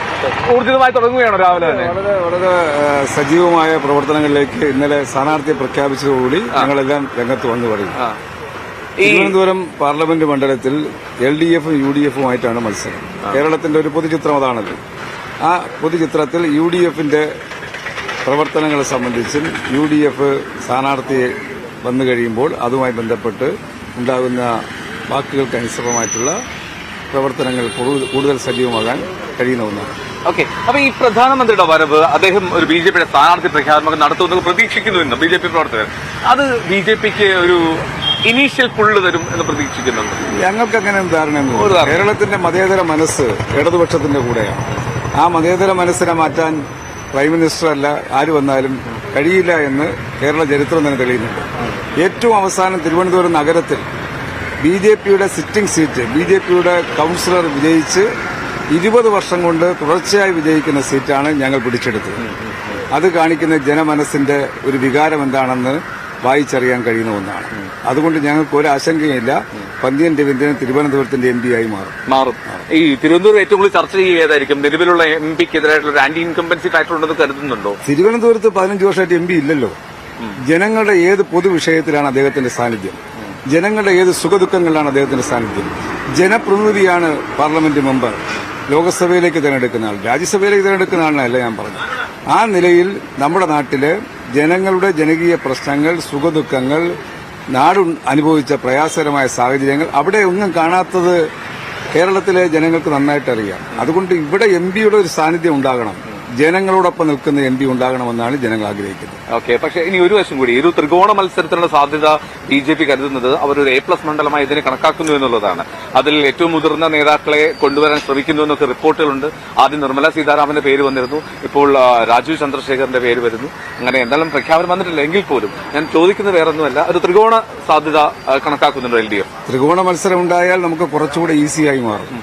ഭരണത്തിന്റേതായ കേന്ദ്ര ഗവൺമെന്റും ഭരണവും എല്ലാം തന്നെ BJP തിളക്കം കൂട്ടുന്ന ഒരുപാട് വാഗ്ദാനങ്ങളും പ്രഖ്യാപനങ്ങളും എല്ലാം ഉണ്ടാകും. പക്ഷെ ജനമനസ്സുകളിൽ ജീവിക്കുന്നവരാണ് ഞങ്ങൾ. അതുകൊണ്ട് ജനങ്ങൾ ഞങ്ങളോടൊപ്പം ഉണ്ടാകും. ഓക്കെ, എന്തായാലും രാവിലെ ഊർജിതമായി ഇറങ്ങുകയാണല്ലേ. Thank you so much. മന്ത്രി GR അനിലാണ് നമ്മോട് പ്രതികരിച്ചത്. അദ്ദേഹം രാവിലെ പന്ന്യൻ രവീന്ദ്രനും മന്ത്രിയും കൂടെയാണ് ഇപ്പോൾ വാഹനത്തിൽ യാത്ര തിരിക്കുകയാണ്. രാവിലെ മറ്റ് സാമുദായിക നേതാക്കളൊക്കെ കാണുന്നതിന് വേണ്ടിയുള്ള യാത്രയാണ് എന്നാണ് മന്ത്രിയും പന്ന്യൻ രവീന്ദ്രനും നമ്മോട് വ്യക്തമാക്കിയത്. എന്നാണ് തെരഞ്ഞെടുപ്പ് ഒരുക്കത്തിലേക്ക് LDF അതിന്റെ പ്രവർത്തനങ്ങളിലേക്ക് ഊർജിതമായി കടക്കുന്നു. അതിന്റെ ഭാഗമായിട്ടുള്ള യാത്ര രാവിലെ ആരംഭിക്കുന്നതിന്റെ കാഴ്ചയാണ് സെൻട്രൽ സ്റ്റേഡിയത്തിന് തൊട്ടിപ്പുറത്തു നിന്നുള്ള കാഴ്ചയാണ്. പ്രസ് ക്ലബിന്റെ സമീപത്താണ് നമ്മളുള്ളത്. അവിടെയാണ് പന്ന്യൻ രവീന്ദ്രന്റെ താമസ സ്ഥലവും താമസയിടവും അവിടെയാണ്. അപ്പോൾ അവിടെ നിന്നുള്ള യാത്ര ആരംഭിക്കുകയാണ് LDFന്റെ സ്ഥാനാർത്ഥിയായിട്ടുള്ള പന്ന്യൻ രവീന്ദ്രൻ. മറുവശത്ത് ഇന്ന് നമ്മൾ നേരത്തെ സൂചിപ്പിച്ചതുപോലെ തന്നെ പ്രധാനമന്ത്രി ഇന്ന് സംസ്ഥാനത്തേക്ക് എത്തുകയാണ്. അദ്ദേഹത്തെ സ്വീകരിക്കാനുള്ള തിരക്കുമുണ്ട് എന്നും മിനിസ്റ്റർ വ്യക്തമാക്കുകയും ചെയ്തിരുന്നു. അപ്പോൾ അതൊക്കെയാണ് തലസ്ഥാനത്തെ ആദ്യത്തെ കാഴ്ചകൾ. ഇനി ഞാൻ മറ്റൊരു റിപ്പോർട്ടിലേക്ക് പോവുകയാണ്.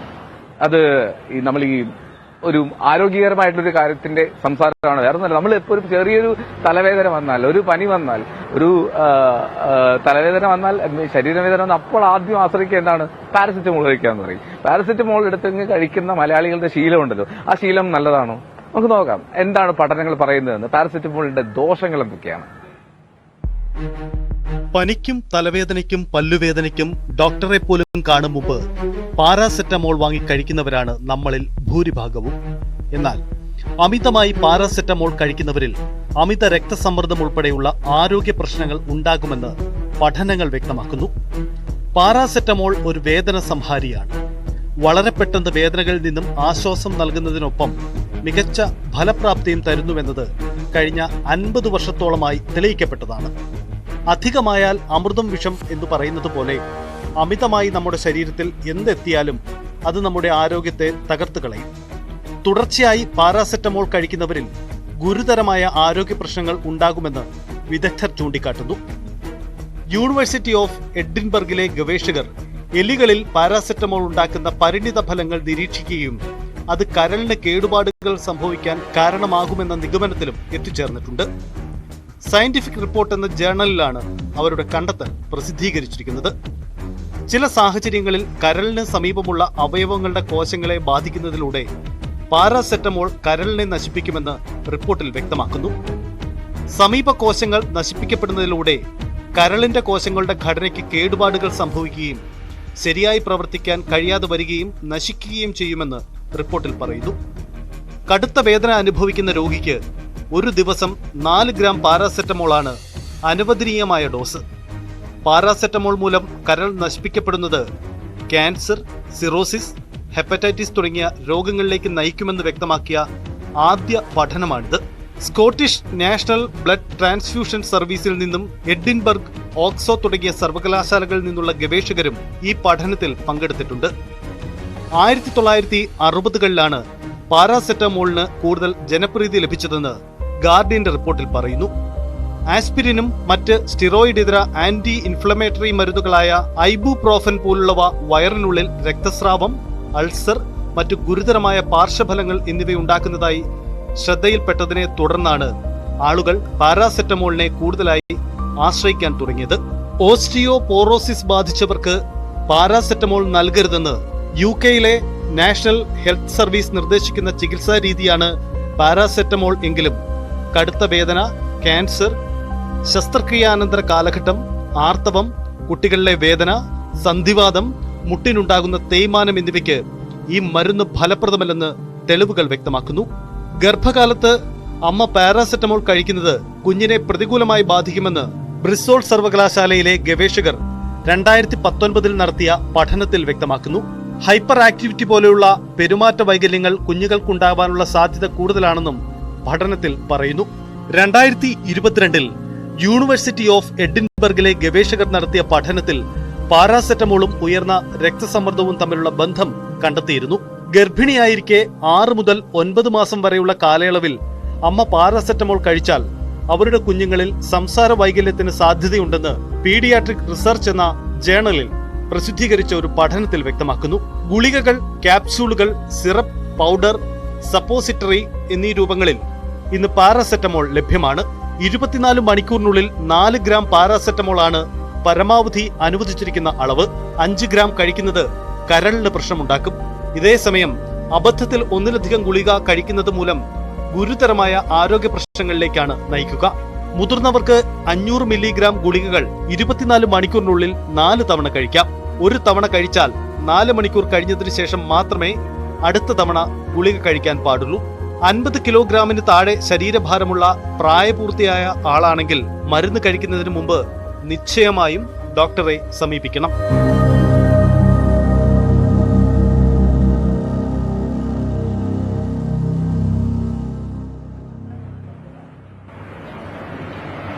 അപ്പോൾ വാരിക്കോരി പാരസെറ്റമോൾ ഇങ്ങനെ മിഠായി കഴിക്കുന്നവരൊക്കെ സൂക്ഷിക്കുക. അത്ര നല്ലതൊന്നും അല്ല. നമ്മുടെ ശരീരത്തിന് അതിൻ്റെതായിട്ടുള്ള ഒരു പ്രതിരോധ സംവിധാനമുണ്ട്. ആ സംവിധാനത്തെ പരമാവധി ഉപയോഗപ്പെടുത്താൻ ശ്രമിക്കുക. ഇനി നമ്മളിനി വീണ്ടും മറ്റൊരു പൊളിറ്റിക്കൽ വാർത്തയിലേക്ക് തന്നെ പോവുകയാണ്. രാജ്യസഭയിലെ 15 സീറ്റുകളിലേക്കുള്ള തെരഞ്ഞെടുപ്പ് അത് ഇന്നാണ്. ഉത്തർപ്രദേശ്, കർണാടക, ഹിമാചൽ പ്രദേശ് എന്നിവിടങ്ങളാണ് മത്സരം. 56 സീറ്റുകളിലാകെ ഒഴിവുണ്ടായിരുന്നുവെങ്കിൽ പോലും 40 സീറ്റുകളിൽ എതിരില്ലാതെയുള്ള തെരഞ്ഞെടുപ്പാണ് നടന്നത്. ഇനി കർണാടകയിൽ അവിടെ കോൺഗ്രസ് JDS MLA-മാരെ റിസോർട്ടിലേക്ക് മാറ്റിയിട്ടുണ്ട്. അപ്പോൾ ഇതിന്റെ വിശദാംശങ്ങൾ ER രാകേഷാണ് പങ്കുവയ്ക്കുക. Rakesh, good morning. എന്തായി രാജ്യസഭാ തെരഞ്ഞെടുപ്പിന്റെ കഥകൾ, അതിന്റെ അപ്ഡേറ്റുകൾ എന്തായി? Eldho, good morning. ഏതായാലും രാജ്യം ഉറ്റുനോക്കുന്ന രാജ്യസഭാ തെരഞ്ഞെടുപ്പാണ്. കാരണം 15 സംസ്ഥാനങ്ങളിലെ 56 സീറ്റുകളിലേക്കാണ് വോട്ടെടുപ്പ് പ്രഖ്യാപിച്ചിരുന്നത്. ഇതിൽ 41 സീറ്റുകളിൽ സ്ഥാനാർത്ഥികൾ എതിരില്ലാതെ തെരഞ്ഞെടുക്കപ്പെട്ട് കഴിഞ്ഞു. സോണിയാഗാന്ധി, ഒപ്പം തന്നെ JP നഡ്ഡ തുടങ്ങിയ നേതാക്കളൊക്കെ തന്നെ രാജ്യസഭയിലേക്ക് എതിരില്ലാതെ തെരഞ്ഞെടുക്കപ്പെട്ടു. പക്ഷേ 3 സംസ്ഥാനങ്ങളിൽ മത്സരം നടക്കുന്നുണ്ട്. അത് 1 ഉത്തർപ്രദേശ്, 2 കർണാടക, 3 ഹിമാചൽ പ്രദേശ്. UP-യിൽ 10 സീറ്റുകളാണ് ഒഴിവ് വരുന്നത്. ഇതിൽ ഈ നിലവിലെ നിയമസഭയിലെ അംഗബലം അനുസരിച്ച് അവിടെ 7 സീറ്റുകളിൽ BJP-ക്കും 3 SP-ക്കും 3 സീറ്റിൽ SP-ക്ക് സ്ഥാനാർത്ഥികളെയും വിജയിപ്പിക്കാൻ സാധിക്കും. എന്നാൽ അവിടെ 11ാമതൊരു സ്ഥാനാർത്ഥിയായി BJP വ്യവസായിയും സമാജ്വാദി പാർട്ടി മുൻ MP-യുമായ സഞ്ജയ് സത്തിനെ കളത്തിറക്കി. ഇതോടുകൂടിയാണ് അവിടെ മത്സരം വന്നത്. ഏതായാലും MLA-മാരെ ഒപ്പം നിർത്താനുള്ള ശ്രമങ്ങൾ 2 ഭാഗത്തുനിന്നും സജീവമായി നടക്കുന്നുണ്ട്. പ്രത്യേകിച്ച് 2 കോൺഗ്രസ് MLA-മാരുടെയും ഒപ്പം തന്നെ ഒരു BSP MP-മാരുടെയും പിന്തുണ സമാജ്വാദി പാർട്ടി ഉറപ്പാക്കിയിട്ടുണ്ട്. പക്ഷേ സമാജ്വാദി പാർട്ടിയുടെ ഒരു MLA ജയിലിലാണ്.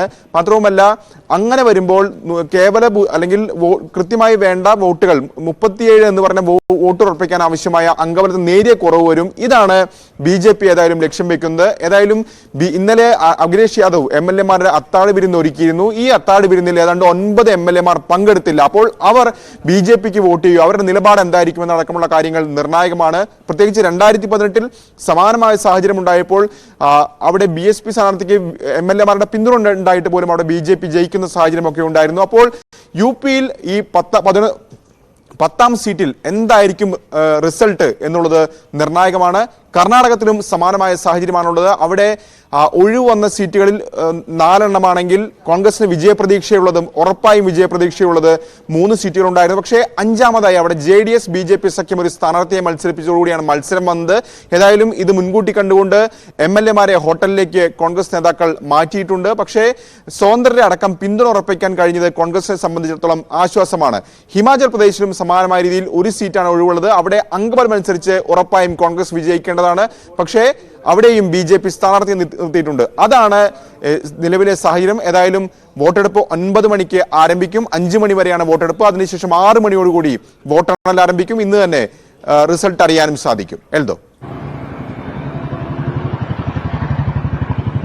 ശരി, ER രാഗേഷാണ് വിവരങ്ങൾ നൽകിക്കൊണ്ടിരുന്നത്. എന്നാലും തിരുവനന്തപുരത്ത് വീണ്ടും സ്ഥാനാർത്ഥികളുടെ സജീവമാവുകയാണ് തിരുവനന്തപുരം. ഇന്ന് BJPയുടെ സ്ഥാനാർത്ഥി പ്രഖ്യാപനം പ്രതീക്ഷിക്കുന്നു. പ്രധാനമന്ത്രി അല്പസമയത്തിനകം എയർപോർട്ടിൽ അവിടെ എത്തും. അവിടെ നിന്ന് അദ്ദേഹം നേരെ VSSയിലേക്കായിരിക്കും പോവുക. 10:30 അദ്ദേഹം എത്തുമെന്നാണ് മനസ്സിലാക്കാൻ കഴിയുന്നത്. തൊട്ടുമുമ്പ് മിനിസ്റ്റർ GR അനിൽ നമ്മൾ സംസാരിച്ചിരുന്നു, പ്രധാനമന്ത്രി സ്വീകരിക്കാൻ പോകേണ്ടതുണ്ട്, അതുകൊണ്ട് തിരക്കുകളാണ് എന്നും പറഞ്ഞിരുന്നു. അപ്പോൾ അതിനുശേഷം BJPയുടെ കേരള പദയാത്രയുടെ സമാപന സമ്മേളനം അത് ഈ വേദിയിൽ ഇവിടുത്തെ സെൻട്രൽ സ്റ്റേഡിയത്തിലാണ് നടക്കാൻ പോകുന്നത്. സെൻട്രൽ സ്റ്റേഡിയത്തിൽ ഏതാണ്ട് 1.5 ലക്ഷത്തോളം പേരെ പ്രധാനമന്ത്രി നരേന്ദ്രമോദി അഭിസംബോധന ചെയ്യും. അവിടെ BJPയുടെ സ്ഥാനാർത്ഥി ആരാണ് എന്നുള്ളതിൽ ഒരു വ്യക്തത ഇന്നുണ്ടാകും. ആ സസ്പെൻസ് ഇന്ന് അദ്ദേഹം അവസാനിപ്പിക്കുമെന്നുള്ളതാണ് ഏറ്റവും പ്രധാനപ്പെട്ട കാര്യം. ആരായിരിക്കും സ്ഥാനാർത്ഥി എന്നുള്ളത് BJP പ്രവർത്തകരും ആകാംക്ഷയോടെ ഉറ്റുനോക്കിക്കൊണ്ടിരിക്കുന്നു. അപ്പോൾ ഇനിയുള്ള മണിക്കൂറുകൾ അങ്ങനെ ശ്രദ്ധേയമാകുന്ന രാഷ്ട്രീയ നീക്കങ്ങളുടേതാണ്. ആ മണിക്കൂറുകളിൽ നമുക്ക് ന്യൂസ് 18 തന്നെ തുടരുകയും ചെയ്യണം. മോർണിംഗ് വൈബ്സിന്റെ സമയം ഏറെക്കുറെ പൂർത്തിയാകുന്നതിനാൽ തൽക്കാലത്തേക്ക് വൈൻഡപ്പ് ചെയ്യുന്നു. എല്ലാവരും നാളെ വീണ്ടും ചേരണം. മോർണിംഗ് വൈബ്സ് വീണ്ടും നാളെ മറ്റൊരു വിഷയവുമായി, മറ്റൊരു അതിഥിയും മറ്റൊരു കാഴ്ചയും ഒക്കെയുമായി വീണ്ടും എത്തും. അപ്പോൾ തൽക്കാലത്തേക്ക് വിട പറയുന്നു. ചേട്ടാ.